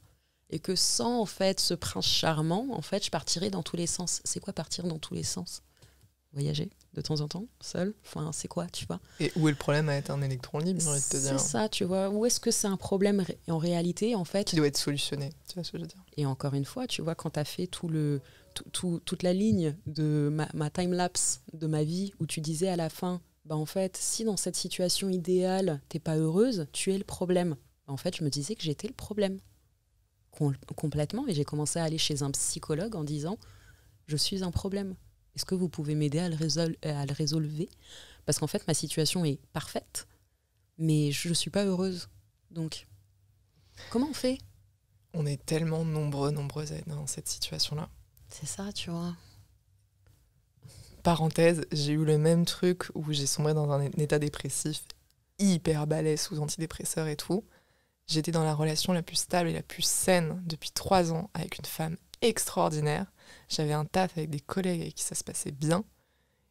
Et j'étais en dépression, mais sévère, quoi. Et pareil, en effet, c'est très déroutant quand quelqu'un te demande pourquoi tu vas pas bien et que tu n'es pas capable de répondre. Parce qu'il n'y a pas, encore si s'était passé quelque chose dans ma vie qui pourrait justifier ce mal-être, je pense que les gens auraient pu comprendre beaucoup mieux. Je pense que la raison aussi de pourquoi on reste seul dans nos pensées avec ça, c'est parce que même nous, on n'a pas d'explication sur certains trucs. Complètement, il faut aller explorer, tu vois. Il faut aller explorer. Et en fait, donc, pendant des années, je me suis répété que j'étais un problème, que j'étais dysfonctionnelle et que du coup, j'ai plein de choses à réparer. Et puis, il faut que moi aussi, je sois bien pour en fait coller dans cette situation idéale. Je peux être une personne idéale pour aller dans ce tableau, tu vois, dans un peu ce Disney. Et donc, du coup, quelque chose se passe dans ma relation qui, là, réellement, en fait, j'ai l'impression que, tu vois, tous les câbles, là, qu'il y a quelqu'un qui est venu et qui les a arrachés pour mon bien-être. Vraiment, il se passe plus rien. Et en fait, ça me fait peur. Je me dis, mais là, je ne ressens aucune émotion. Je suis éteinte. Et de là, en fait, donc on est fin 2018, vraiment fin, on est décembre 2018, et j'en fais part à une de mes amies où ça va pas, j'ai peur, je me fais peur, tout est déconnecté. Et en fait, elle m'invite à venir la visiter sur une île à Saint-Martin, oui, Saint-Martin. Mais en fait, ça me paraît tellement loin. Et en fait, quand j'en parle du coup à mon conjoint de l'époque, je lui explique qu'il faut que je parte une semaine.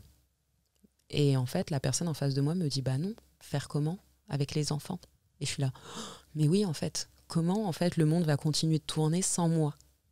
Donc c'est pas possible. Donc en fait, je suis restée ici pendant 1 an. Donc mon année de 2019, là, j'ai commencé à voyager. Je suis partie pour la première fois à Los Angeles, du coup avec mon compagnon de l'époque, parce que c'était un petit peu la seule condition en réalité pour voyager.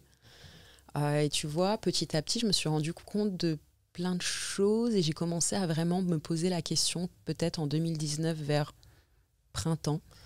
Attends, je suis désolée, j'ai tiqué. Pourquoi c'était la seule condition pour voyager d'être avec le compagnon? Parce que finalement, ça n'a pas posé de problème quand j'ai dit viens, on voyage. Seul, c'était un problème. Comment est-ce que je vais faire pour les enfants? Ouais. Mais par contre, voyager tous les deux, là, il n'y avait plus aucun problème. Pourquoi? J'ai pas compris. Moi non plus, je comprends pas. C'était tu veux voyager, tu voyages avec moi, en réalité. Mais tu vois ce que je veux dire? C'était vis-à-vis de lui ou c'était vis-à-vis du regard des gens?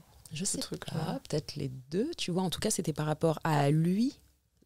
Pas la condition, il m'a jamais dit si tu voyages, c'est qu'avec moi. Mais en fait, tu vois, je pense qu'à ce moment-là, j'ai eu plus une tactique. Je me suis dit, ok, je peux pas voyager seule, mais je ressens quand même le besoin de partir. Et si je lui offre le billet pour partir?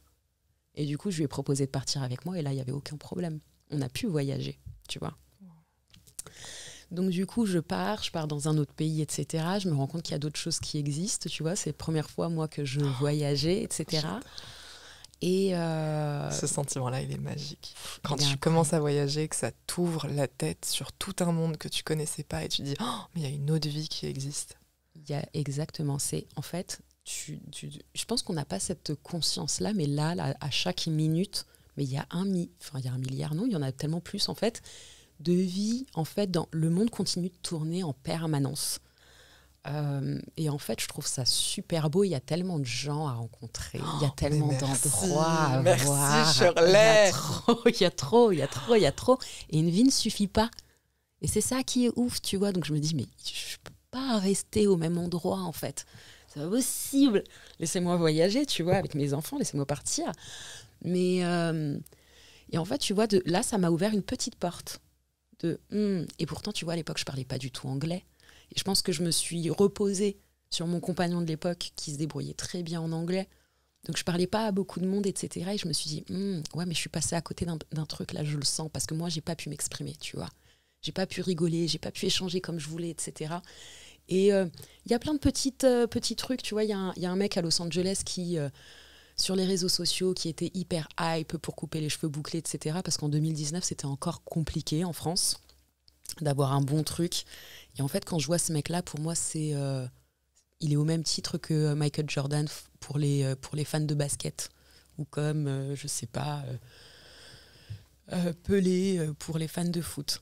Je vois ce mec et je suis hyper fan. Et en fait, du coup, il y a mon compagnon de l'époque et le coiffeur dit bon, va-t'en. Je reste que avec Shirley. Et en fait, il dit ouais, mais elle parle pas anglais, etc. Il dit c'est pas grave, on va se débrouiller, trouve des trucs à faire, va-t'en. Et parce que là, on en a pour toute l'après-midi. Donc, et en fait, il s'en va et je me retrouve avec du coup une équipe d'Américains, tu vois. Je parle pas un mot d'anglais, mais en fait, j'ai de la chance. Je pense que j'ai voyagé que dans des endroits où les gens font un effort, mais tellement considérable. Et finalement, est-ce que c'est pas qu'en France qu'on fait pas trop d'efforts ? Je ne sais pas. Si, complètement. Donc j'avais beaucoup plus de chance. Je te réponds oui. J'avais beaucoup de chance de tomber sur des gens qui font l'effort et qui ont la patience.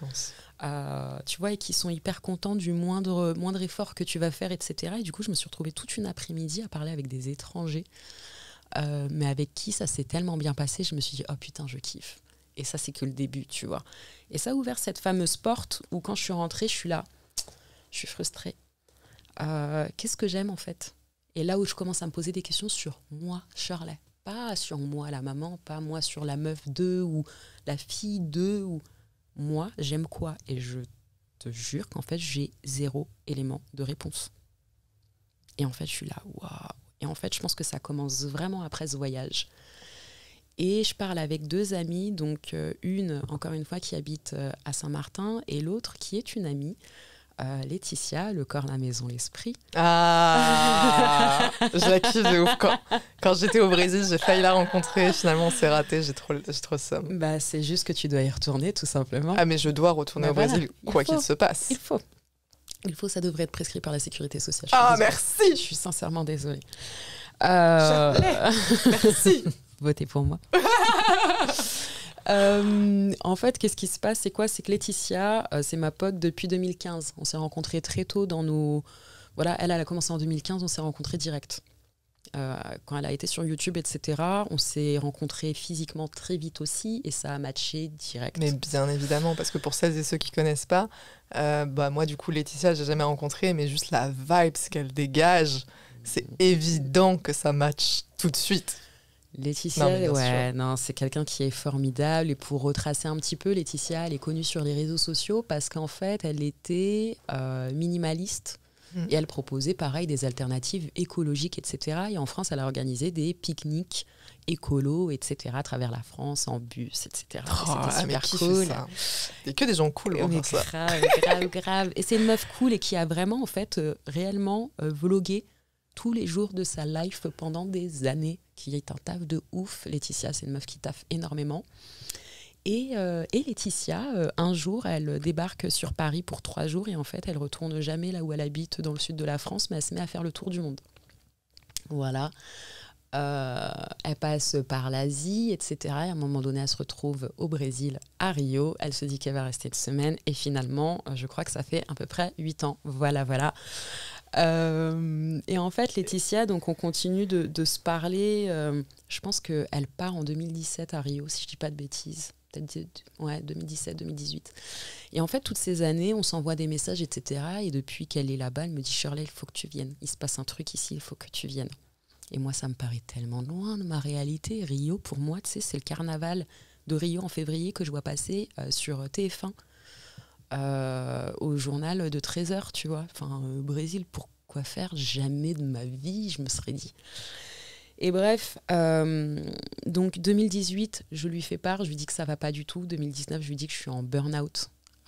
Et en fait, réellement, 2018, quand je te disais que ça allait pas, j'ai pensé faire d'abord un burn-out pro par rapport au boulot. Et en fait, j'ai qualifié ensuite mon burn-out de burn-out maternel. Ça veut dire que j'étais en incapacité à faire à manger, de prendre soin de qui que ce soit. Et en fait, j'expliquais vraiment que le fond de verre qui restait, la goutte, j'allais dire la drop, la goutte qui restait, en fait, c'était le minimum vital pour respirer. Mais en fait, j'étais même pas en capacité à manger, à boire, à rien, tu vois. Et du coup, j'en ai parlé, encore une fois, elle me dit « Shirley, viens, je vais prendre soin de toi, viens. » Et j'étais là, mais non, c'est un saut tellement loin. Et tu vois, finalement, je m'étais confiée à 2 personnes qui étaient super loin. Une à Saint-Martin, une au Brésil. Et si ma psychologue était là, elle me poserait la question, et est-ce que vous n'avez pas dit uniquement ça à des personnes qui sont loin parce que vous n'étiez pas prête à... Peut-être, tu vois. Mais finalement, j'ai fini par sauter l'océan Atlantique. Parce que tu vois, tu as ma pote de Saint-Martin, qui connaît Laetitia, qui m'a dit « J'ai pris mon billet pour Rio, je t'y attends, je l'ai pris uniquement pour te voir. » Donc en gros, tu es un peu obligé de venir. Mais les potes comme ça, Ah, c'est des cadeaux. C'est des... précieux. C'est précieux, c'est des gros.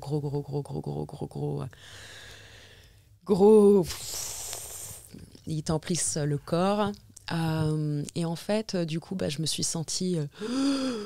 en fait, je ne peux pas, en fait, et avec tout le mental que j'avais à ce moment-là, je ne peux pas décevoir cet ami-là, en fait. Donc, peut-être 3 jours avant de partir, donc je prends mon billet, d'accord, pour 10 jours. On est au mois de décembre quand je prends mon billet et je suis censée partir peut-être le 25 février, d'accord. 3 jours avant, je dis à mon compagnon de l'époque que je m'en vais. Et que je pars juste pour 10 jours et puis voilà, ça va aller. Et en fait, je pense qu'à ce moment-là, il sent l'urgence. J'y vais. Voilà, il dit pas grand-chose, etc. Je suis contente.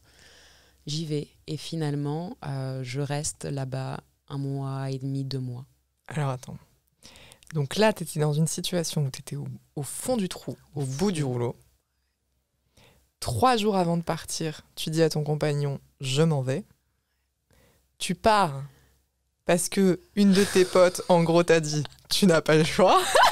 Charlet. Ouais, c'est un peu ça, ouais. T'as 3 enfants en plus. Et tu vas aller rejoindre Laetitia à Rio. Exactement. Et tu n'as jamais posé un seul pied à Rio. Et j'ai jamais voyagé seule. Et t'as jamais voyagé seule. De ma vie entière. Je me suis jamais retrouvée seule de ma vie entière, en réalité.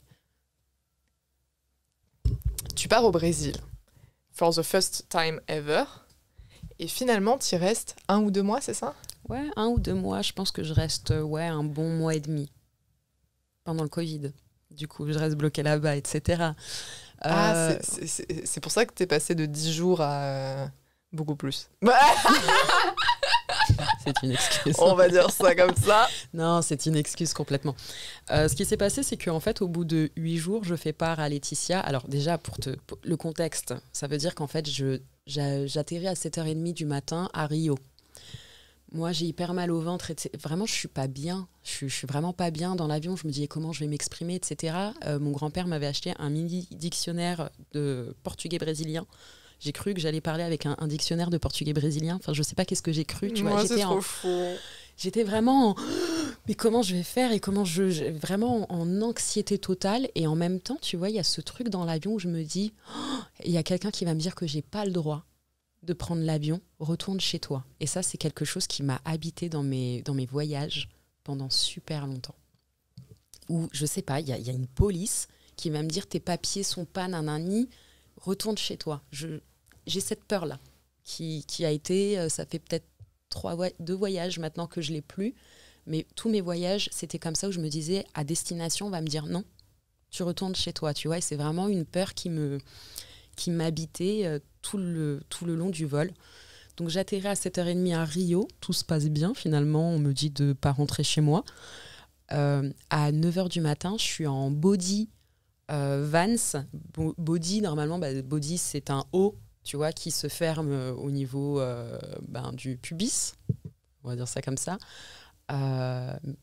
Et tu portes un short ou un pantalon. Là, je n'ai pas de short, je n'ai pas de pantalon, j'ai des paillettes sur les fesses. Il est 9h du matin, je suis en plein milieu de Rio dans un bloco. Donc bloco, c'est un carnaval, une association, avec des paillettes partout. Tu vois, il est 9h du matin, je suis mais à l'opposé de ma vie. Et je me dis, ok, il y a des gens qui vivent comme ça, on est dans la réalité là. Et en fait, ma vie a été... je pense que j'ai très peu dormi, c'est peut-être la période de ma vie où j'ai le moins dormi de ma vie. Et où on me posait beaucoup la question, mais t'es sûre, t'es maman ? Enfin, t'as quel âge pour de vrai ? Parce qu'en fait, t'es celle qui dort le moins, t'es celle qui est tout le temps à droite, à gauche, etc. Mais en fait, j'avais soif, j'avais faim, en fait. Fallait que je vive, tu vois. À ce moment-là, franchement, j'avais la dalle, tu vois. Vraiment, de dévorer le monde. Ouais, et en fait, Vinci, qui je suis ? J'ai besoin de découvrir, tu vois. Et puis, il y a des gens qui me parlent, et puis et puis la musique, tu sais, qui est partout à Rio, etc. Là, c'est vivant, en fait. C'est vivant. Et moi, j'étais en train de mourir, tu vois, à l'intérieur. Et Désolée. c'est un peu, t'étais en train de t'éteindre, et là, c'est les lumières qui sont en train de se rallumer, Ouais. et de waouh, Ouais. et de reprendre goût à la vie, mais d'une force de Rio, les paillettes, C'est la ça. fête, la musique. Tout. Oh mon Dieu. Tous mes sens, en fait, ils sont exacerbés. Et en fait, un truc qui est super important, que tu me fais penser de vraiment dire, c'est qu'en fait, personne ne me connaît, donc j'ai la liberté d'être qui est-ce que j'ai envie. Tu vois. Et là, en fait, ce truc, I feel you. c'est le bonheur, en fait, tu vois. Et c'est pour ça que tout le monde devrait voyager seul, avec personne qui te connaît, parce qu'en fait, quand tu as des gens qui te connaissent, tu as toujours ce truc, en fait, qui... ouais, mais Charla, elle est comme ça, en fait. Ouais. Alors que, non, tu vois, non. Donc, en fait, j'ai eu cette liberté d'être qui j'avais envie d'être. J'ai envie de dire moi, mais je suis tellement... puis je change toutes les heures et tous les jours et toutes les minutes et toutes les secondes. Et du coup, ça m'a laissé tellement de champ libre qu'au bout de 8 jours, j'ai dit à Laetitia, je vais rentrer, je vais être frustrée. J'ai pas fini. Ouais. J'ai pas fini d'explorer, là, en fait. Et elle m'a dit, reste, change ton billet, en fait. Et j'étais là, non, mais je peux pas. Et elle me dit, qu'est-ce qui t'en empêche ?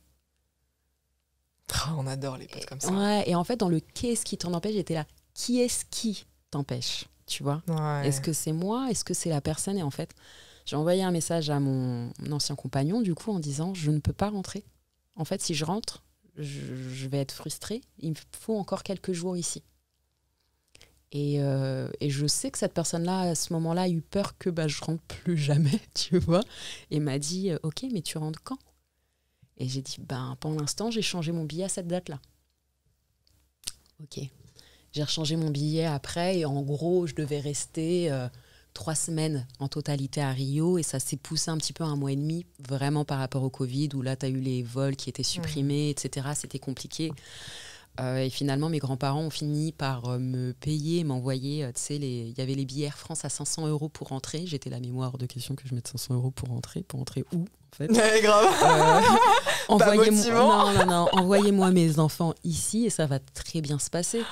Donc je rentre, etc. Et je rentre avec une énergie, mais qui est hyper solaire, qui est ouf. Au-delà du plafond, au-delà des étoiles. C'est ça, où en fait j'ai tellement maintenant à offrir à mes enfants, etc. Tu vois, et même à mon ancien compagnon. Mais en fait, très vite, je développe comment ça s'appelle ? De l'asthme. Je marche, je fais des crises d'asthme. Je vais voir un pneumologue allergologue qui me pose la question tout simplement, il s'est passé quelque chose ces derniers mois ? Je lui dis, non, je reviens de Rio, et il me dit, ok, ça s'est bien passé le retour ? Je suis là, j'ai envie d'être à Rio. Il me dit, vous posez pas la question, en fait, c'est le stress. Voilà, quand vous serez plus stressé, ça ira mieux. Et je suis là, mais c'est quel allergologue, pneumologue qui te dit tu stresses, c'est pour ça que tu as de l'asthme, donne-moi de la ventoline, en fait, qu'est-ce qui t'arrive ? Il m'a donné de la ventoline aussi, bien évidemment.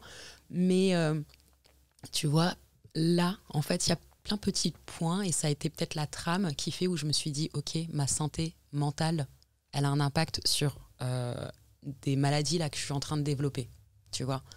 Il y a eu ça, et ensuite, donc je suis rentrée, Covid, l'année 2020, et en fait, je me suis rendu compte que ça y est, j'étais une nouvelle version du Shirley, et que à certaines personnes ça plaisait, à certaines personnes ça faisait peur, et en fait, je continuais d'avoir soif et de me dire, ok, maintenant j'ai trouvé mon équilibre, de temps en temps, je vais voyager. L'année d'après, j'ai voyagé à Saint-Martin. Et pareil, je suis restée 1 mois, et en fait, j'ai vu que quand je rentrais, à chaque fois, ça ne plaisait pas à tout mon entourage. Et là, ça a commencé à être frustrant pour moi, où je me suis dit, mais en fait, dans quelle mesure ça pose un problème que je voyage ? En soi, je m'occupe de mes enfants toute l'année, je fais un travail monstre, etc. Qu'est-ce qui se passe ? Et tu vois, cette année-là, l'année juste après, cette relation avec mon ancien compagnon s'est arrêtée. Et ça a été un réel soulagement, en réalité. Et c'est pas... je parle pas de la personne, parce que c'est une personne qui est juste formidable, merveilleuse, incroyable, tout ce que tu veux. pour qui j'ai eu pour qui encore aujourd'hui j'ai énormément d'amour, tu vois, c'est ma famille. Mais en fait, Shirley, elle n'était pas épanouie dans cette relation-là, avec les conditions de cette relation-là, en fait. Et donc, du coup, j'ai commencé cette vie en tant que maman, célibataire, etc. Et j'ai continué de voyager. J'ai découvert le Portugal, qui est un petit Rio, où tu peux attraper un petit peu de samba, un petit peu de ça, ci, ça. Et tu vois, j'ai continué de relationner avec des hommes, 3. Et le point commun qu'on peut trouver, c'est des personnes qui étaient dans la musique.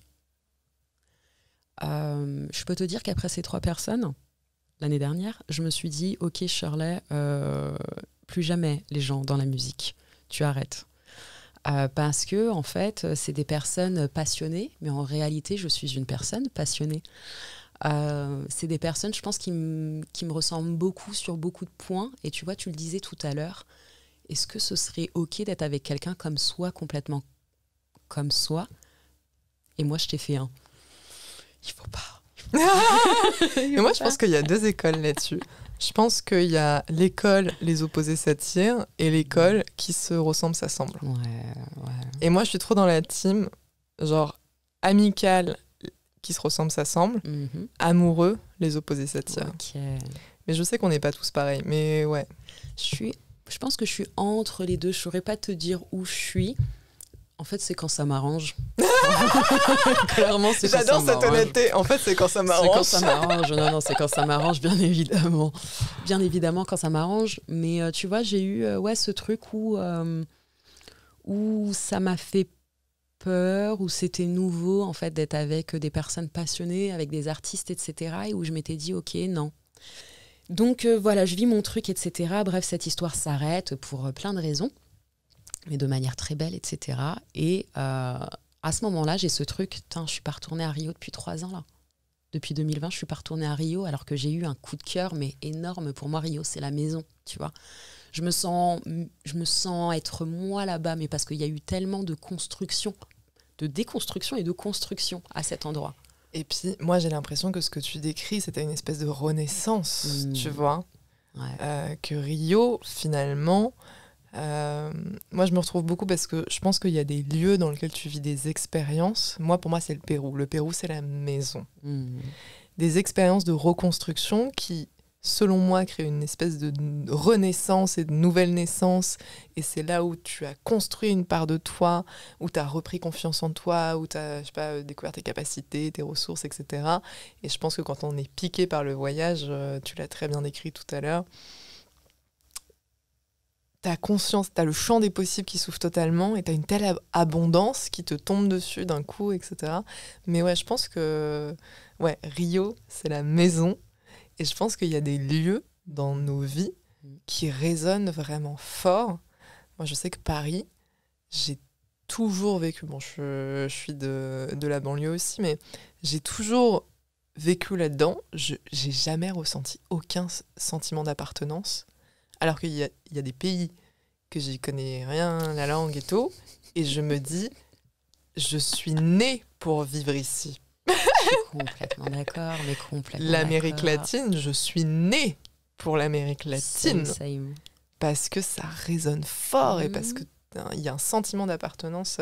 En fait, il faudrait créer un truc genre au-delà de là où t'es né, au-delà de là où tu vis, au-delà de tes origines, il faudrait créer un autre truc qui est genre ton lieu où t'es destiné. Non mais genre, tu sais, ton lieu de the place to be où t'es la plus épanouie et tout. Je pense qu'au lieu de poser la question aux gens d'où ils viennent, faudrait plus poser la question aux gens genre de d'où.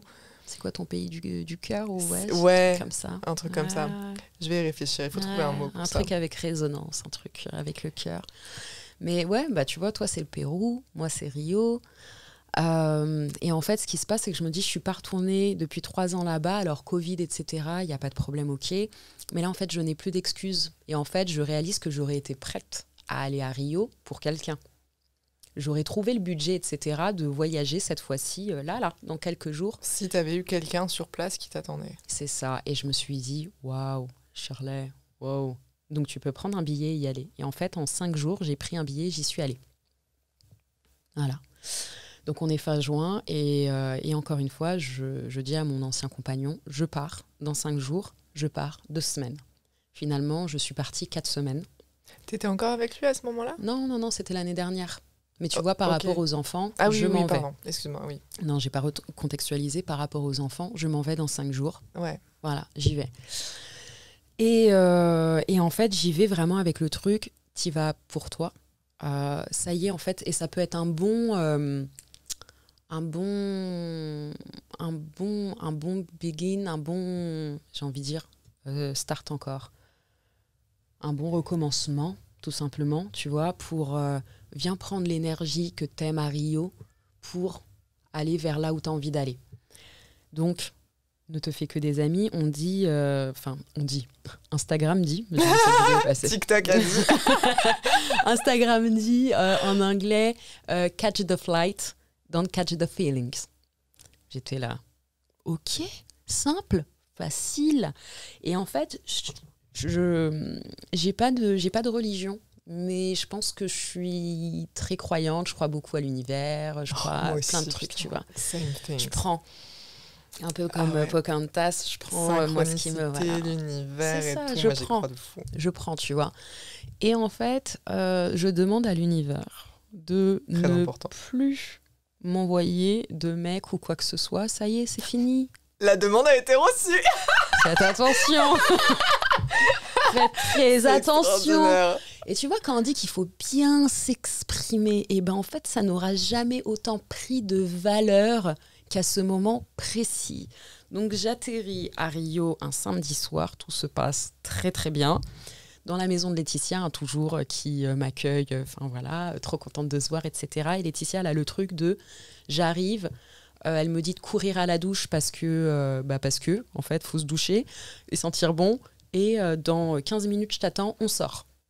Et on atterrit encore une fois dans une énorme fête, une fête qui est du forró. Forró, c'est l'une des musiques brésiliennes. Bref, tout se passe formidablement bien. On saute à mercredi où Laetitia n'arrête pas de me dire il y a un bar juste à côté de la maison, à 1 minute, qui s'appelle le Novo Oeste, qui est un bar queer et qui a été... créé, oui, par un couple de femmes lesbiennes. Et elle me dit, les burgers sont trop bons, donc moi je suis attirée par les burgers, tu vois. De toute façon, burgers trop bons. Je me dis, ok, queer, milieu lesbien, aucun mec va me faire chier, ça va être super, ça va être génial. Mais avant, je me rappelle que quand Laetitia me fait visiter sa maison, cette fois-ci, quand elle me fait visiter sa maison, elle me dit, il y a un truc qui s'opère dans ma maison, Shirley. Et je n'y crois pas du tout quand elle m'en parle. Elle me dit, les meufs arrivent hétéro dans ma maison et elles repartent, elles sont au moins bi. Et je suis là, oui, mais c'est des jeunes. c'est malléable, moi. De toute façon, et surtout, j'ai le truc, mais je viens pour relationner avec personne, en fait. Personne. Je suis moi, je me fais que des potes. Lol. Ce truc est extraordinaire. Ce truc de il se passe un truc dans ma maison, genre les personnes qui viennent chez moi, elles arrivent hétéro, elles repartent, elles sont bi. Non. C'est extraordinaire. Non, il y a des détails que je vais pas te dire dans ce podcast, je te les dirai après, mais où en fait, je suis là, waouh. Je vais dans ce bar et en fait, je commande mon burger qui est vraiment trop bon. Évidemment. Voilà, et je suis avec des potes, des nouvelles potes que je me suis faites, etc. Et en fait, à un moment donné, je lève le regard et en fait, je vois au loin, à travers les gens, une femme. Et en fait, c'est la première fois que ça me fait ça. C'est ça qui est ouf. Pour recontextualiser, les femmes, je les ai toujours trouvées très, très, très belles. Point. Mais j'ai jamais eu d'attirance pour une femme ou quoi que ce soit. Je me suis jamais dit pourquoi pas. Après, peut-être ce qui a ouvert la porte, tu sais, c'est 2 ans avant, j'ai beaucoup travaillé dans les bars, les soirées, etc. à Paris. Et en fait, j'ai commencé à... Je pense que j'avais jamais prêté attention, mais une fois, je me suis fait vraiment rentrer dedans par une femme qui m'a fait vraiment comprendre tu me plais, en fait, et j'étais là. Ok, d'accord. Et en fait, ça m'a fait très bizarre parce qu'elle était vraiment beaucoup plus petite que moi de taille, mais très rentre dedans. Et ça m'a... Je me suis sentie intimidée, tu vois, j'étais là. Oh, mais comment je fais, en fait, pour... J'étais là, sérieusement. Et en fait, tu vois, j'ai eu ce truc où j'étais là, ah, c'est dommage, mais elle me plaît pas. Et en fait, je vais pas dire oui juste parce que c'est une femme, en fait, tu vois, et j'ai pas expérimenté. Et en fait, j'avais tellement entendu aussi ce truc de hétéro-curieuse, et j'étais là, mais en fait, je ne peux pas blesser les gens, tu vois. Donc j'étais là, ah dommage, elle me plaît pas. Bon, tu vois, peut-être qu'un jour, je tomberai sur une femme qui me plaît. Je pense que j'ai jamais été fermée à la question, mais j'ai jamais été ouverte à la question. Pour moi, j'étais hétéro, point. Parce qu'en fait, c'était mon exemple. En fait, je sais pas, ça s'est jamais venu dans mon esprit, je sais pas comment te l'expliquer. Et pourtant, ma meilleure pote, et quand je dis meilleure pote, on se connaît depuis qu'on a 6 mois, donc c'est vraiment ma meilleure pote. Je pense que j'ai su avant elle qu'elle était lesbienne. Et quand elle me l'a dit, très tard, je trouve, si jamais elle passe par là et qu'elle écoute, je trouve que c'était très tard. Je méritais de savoir avant, mais c'est pas grave. Moi, je le savais. Quand elle me l'a dit, vraiment, j'ai eu le truc de la regarder et lui dire « Ouais, elle était là, genre. Réagis, j'étais là, mais je le sais. » Et en fait, comment ça, tu le sais? T'aurais pas pu me dire que tu sais? J'ai dit « Et toi, t'aurais pas pu me dire que tu savais que et que je sais qu'il savait qu'il sache. En fait, ouais, tu vois. Et en fait, ça a jamais... je sais pas, même, je pense, de mes parents, de ma famille, de mes grands-parents... Il y a toujours eu une tolérance, mais énorme par rapport à tout. Et même le mot tolérance, pour moi, il n'a pas sa place, tu vois, parce que tout est normal, tout peut être normal à partir du moment où ça ne heurte personne, ça ne blesse personne, tu vois. Si tu blesses pas quelqu'un, si tu fais pas du mal à quelqu'un volontairement, en fait, tout le reste est complètement OK, tu vois. Donc, on est dans une soirée, dans un bar queer, avec des super burgers à Rio. Ça. Et avec une meuf qui est juste incroyable. Et avec une meuf archi canon. C'est ça qui ne m'a pas regardée ou quoi que ce soit, hein, c'est pour te dire. Mais en fait, quand je la vois, j'ai un truc de « Oh purée !»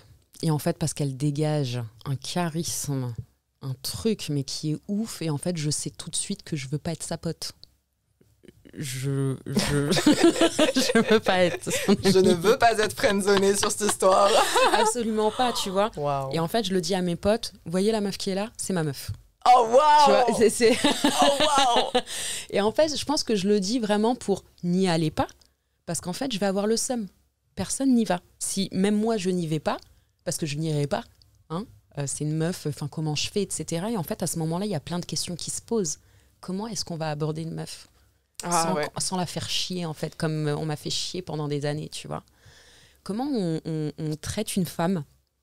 Comment on fait? Et je trouve que c'est beaucoup plus intimidant une femme qu'un homme. Oh, tellement. Dans le sens où, moi, ça m'arrive de me faire draguer par des mecs. Aucun souci. Par contre, moi, draguer une meuf, je suis en mode waouh.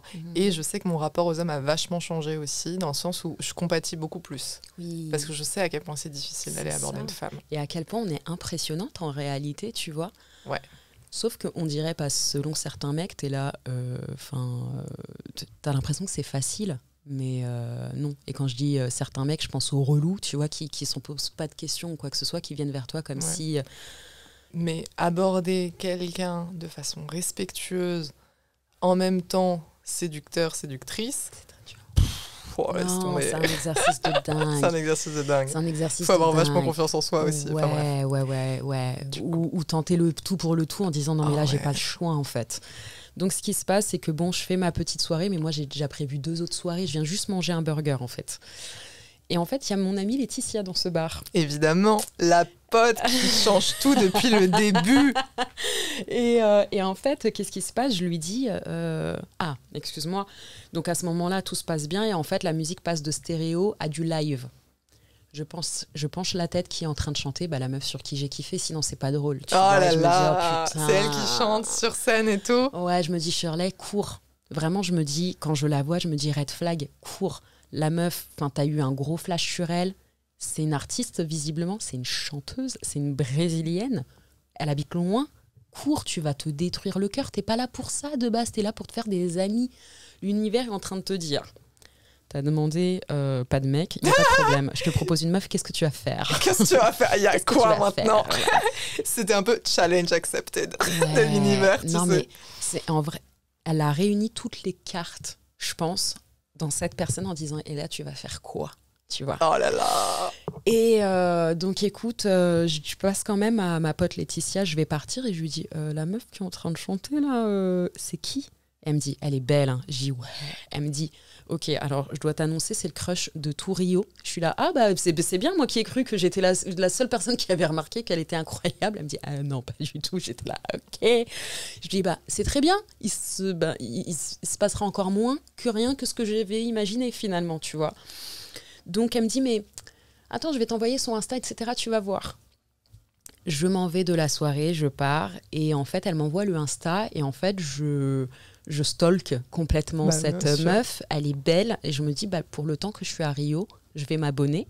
Et je vais juste me nourrir de ses photos et de ses posts. Voilà. Parce que moi, j'ai kiffé sur la dame. C'est trop chaud. Voilà. J'ai kiffé sur la dame. Et en fait, je la follow. Et en fait, Elisa me follow back. Et je suis là, je crois qu'elle m'a vue. Et en fait, j'ai un compte privé. Tu vois, c'est pas je suis modeste ou quoi que ce soit. C'est vraiment mon compte privé. Il n'y a rien ou quoi que ce soit. Elle me follow et je lui envoie un petit message pour lui dire... Tu l'as suivi sur ton compte privé ? Sur mon compte privé, ouais. Pas je suis modeste ou quoi que ce soit. Et donc, je me suis dit, bon, tu me follow back sur ce compte qui n'est pas un compte public. C'est pas je suis modeste ou quoi que ce soit. Bon, peut-être qu'elle m'a vu, peut-être que bon. Donc, j'envoie un message pour lui dire, hey, la soirée était cool. Enfin, tu chantes bien. Et de là, en fait, Elisa m'a enchaînée de questions en me disant qu'elle m'a vue aussi, etc. Qui je suis, d'où je viens, quel âge j'ai, etc. Je me dis, ok, la dame a peut-être un intérêt réciproque. Et de là, elle me demande de venir le samedi d'après, donc là, on est le mercredi, de venir le samedi à faire un autre événement de pagode. Pagode, c'est un autre style de musique brésilienne qui est l'un de mes styles préférés de musique. Et je me dis, oh putain, la meuf, elle a un groupe de pagode. Je vais décéder. La meuf, elle réunit tous les trucs pour me tuer, en fait. Et en fait, j'y vais à cet événement-là et je crois que c'est un date, pas du tout. Je me retrouve dans un show avec plus de 1000 femmes. Vraiment, là, c'est un événement vraiment lesbien et avec des fans de cette meuf-là que je kiffe sur scène. Et je me dis, oh merde. Oh merde, en quoi je me suis foutue, en fait. Et à un moment donné, j'arrive à l'attraper, on commence à parler et en fait, t'as deux meufs qui lui sautent dessus. Et je me dis, ah ouais, non, franchement, j'ai pas payé mon billet d'avion pour ça, tu vois. Je me dis, ouais, non, vas-y, laisse tomber. Ouais. Laisse tomber, c'est trop compliqué. Fait, c'est le fantasme féminin de plein de meufs. Du coup, je suis pas dans... En fait, et moi, ça me refroidit. Tu vois, je suis là, moi, j'aime les gens qui sont dans leur coin, discrets, etc. Et bref, et voilà. Et non, j'ai pas envie d'être challengée. Pas envie. Je veux quelque chose de simple. En compétition ou de sentir... Hors de question. Et en fait, tu vois, même mon rapport à la femme, j'ai dû tellement le déconstruire où, tu sais, je pense pendant mon enfance et adolescence, les femmes me faisaient peur, les filles me faisaient peur, parce qu'à l'époque, c'était des filles, c'était pas des femmes, parce que du harcèlement, parce que des meufs pas gentilles avec moi, etc., pendant des années. Et en fait, que les femmes soient mes amies, en fait, c'est quelque chose que j'ai construit dans ma vingtaine. Et j'étais là, mais c'est hors de question, en fait, que je casse tout, tu vois, parce que maintenant, les meufs, c'est mes potes, tu vois. Donc, voilà, je me dis vraiment cette phrase de Lyon dans ma tête. Ah, c'est dommage, elle était belle, mais elle est un peu con. Bon, après, je fais ma soirée. Tu sais pas ce que tu perds, allez, c'est pas ce que tu perds, allez, vas-y. Et vraiment, je fais ma soirée, je suis un peu déçue. Mais je me dis, c'est pas grave, crois en... Les choses se passent comme elles doivent se passer, tu vois. Et en fait, 3h du matin, je rentre, je suis dans mon lit, je reçois un message de Elisa qui me dit, bah t'es où ? J'ai fait que te chercher, parce qu'en fait, quand elle part, quand les filles l'embarquent, peut-être 2 secondes après, en fait, je la vois courir derrière la scène et se réfugier derrière la scène et elle n'en sort plus. Et elle me dit, mais je t'ai cherché, etc. Et je lui dis, bah je t'ai laissé profiter. Elle me dit, ok, je veux te date. Ok. Ok, c'est-à-dire. Et en fait, là, elle me propose vraiment un date le lendemain. Et en fait, moi, j'ai l'impression que, tu vois, ça va pas se passer, etc. Donc, je le prends très à la légère. Et en fait, à un moment donné, elle me met un coup de pression en me disant je t'ai proposé un date, en fait. Donc, c'est telle heure, tel endroit. T'y seras, oui ou non ? Et je suis là. Oui. Ok, d'accord.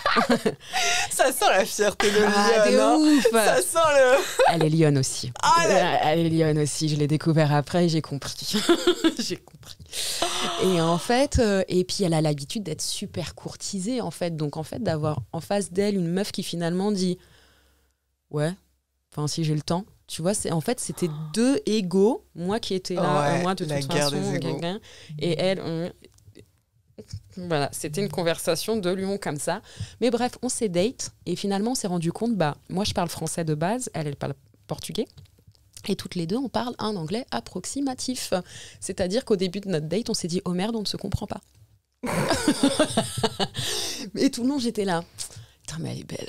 Tu vois, tous les moments où je comprenais pas, j'étais là. Enjoy, hein. Enjoy, juste voilà. Enjoy la vie. Enjoy.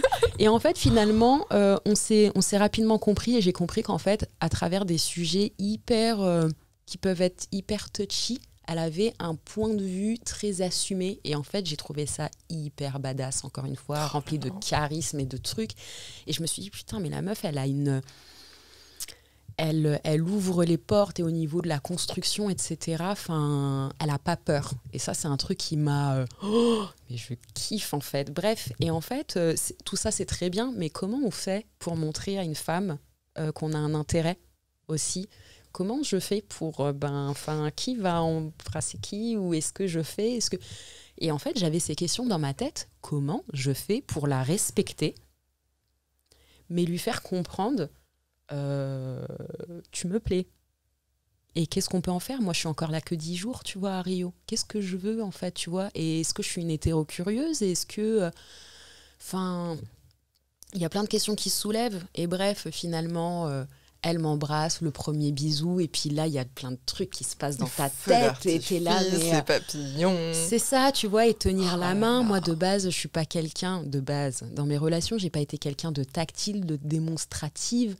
Et là, en fait, t'as tout tu romantises avec ton corps, avec les mots, etc. Et où j'ai vraiment eu ce truc... je te passe les détails, mais quand juste après ça, donc on était dans les escaliers Selarão. C'est les escaliers connus rouges. Oui, les jaunes. Exactement, avec les mosaïques, etc. Et en fait, juste à côté... très connu. Très, très, très connu. Du clip de Pharrell Williams et de Snoop Dogg. Et ensuite, on va dans les arcs, donc très connus, c'est Lapa, là où tu as tous les bars, etc. Et en fait, tu as un petit foro. Tu peux imaginer que le foro, c'est une petite samba plutôt calme, valse, que tu danses très proche du corps, etc. Et en fait, elle me propose de danser, on danse. Et à ce moment-là, en fait, j'ai senti une alchimie que je n'ai jamais ressentie dans ma vie. Et dans ma tête, j'étais là. Et tout ça, je suis en train de le vivre avec une femme. Comment est-ce que les autres, du regard extérieur, nous perçoivent ? Et je me posais ces questions-là et j'étais là, putain, mais je suis tellement bien là. En fait, ce que je suis en train de vivre est tellement bon. En fait, j'en ai rien à foutre, tu vois. J'en ai strictement rien à faire. Vas-y, je veux vivre mon truc. Et du coup, en fait, à partir de ce jour-là, on ne s'est plus quitté. Comme j'ai dit, j'ai reporté mon vol une semaine, et après la semaine une autre semaine, et après la semaine, l'autre semaine, et j'ai fini par rentrer milieu juillet. Mais avant que je rentre, elle m'a demandé si c'était possible de poursuivre cette relation à distance. Parce que moi, j'étais là, elle va finir par se finir, cette relation. Et quelque chose d'important, c'est que je ne lui ai pas dit, avant qu'elle me pose la question, je vais raconter comment ça s'est passé autour d'une discussion. À un moment donné, elle me dit « T'as déjà eu des relations avec combien de femmes avant ?» Et moi, je suis là, attends, laisse-moi réfléchir. Attends, laisse-moi compter. Laisse-moi compter. Alors, il y a eu.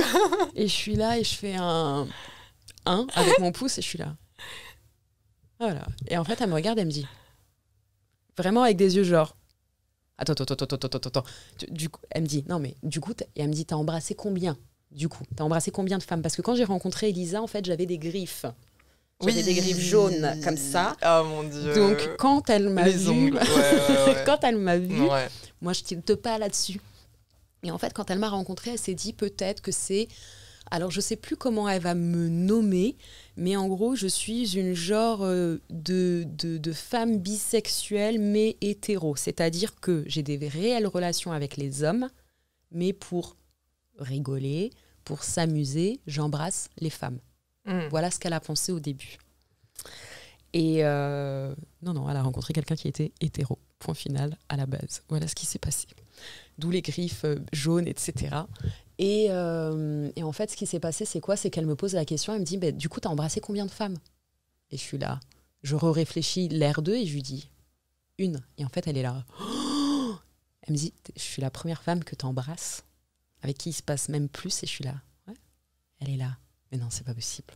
Et je suis là, bah si. Elle me dit, mais il faut que tu saches que la première fois que nous avons échangé, en fait, je me suis mis une pression de ouf parce que je me suis dit qu'en fait, tu avais tellement d'expérience et que moi, j'arrivais, j'étais là. Oui, je sais. Fake it until you made it. Je sais. Faites semblant, ça marche. Faire semblant, ça marche. Faites semblant, ça marche. Wow. Et en fait, j'étais là, bah, pas du tout, en fait, madame. Je suis en train de complètement, en fait, découvrir.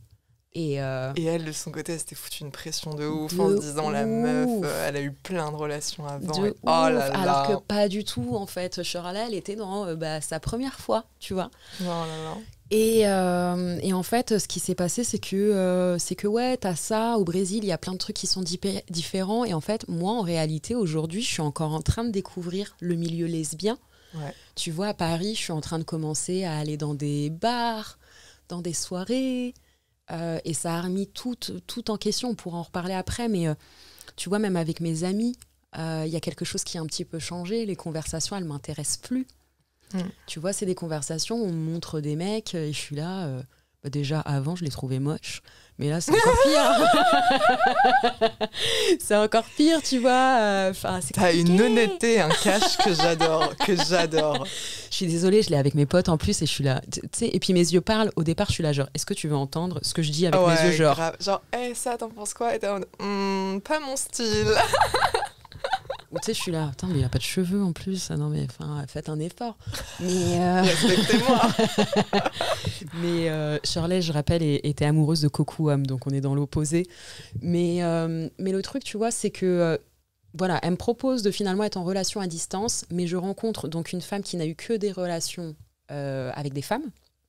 Et moi qui suis quelqu'un de très carré, très structuré, très, tu vois, qui laisse pas trop. Ben, en fait, ça va à l'opposé de ce que je connais.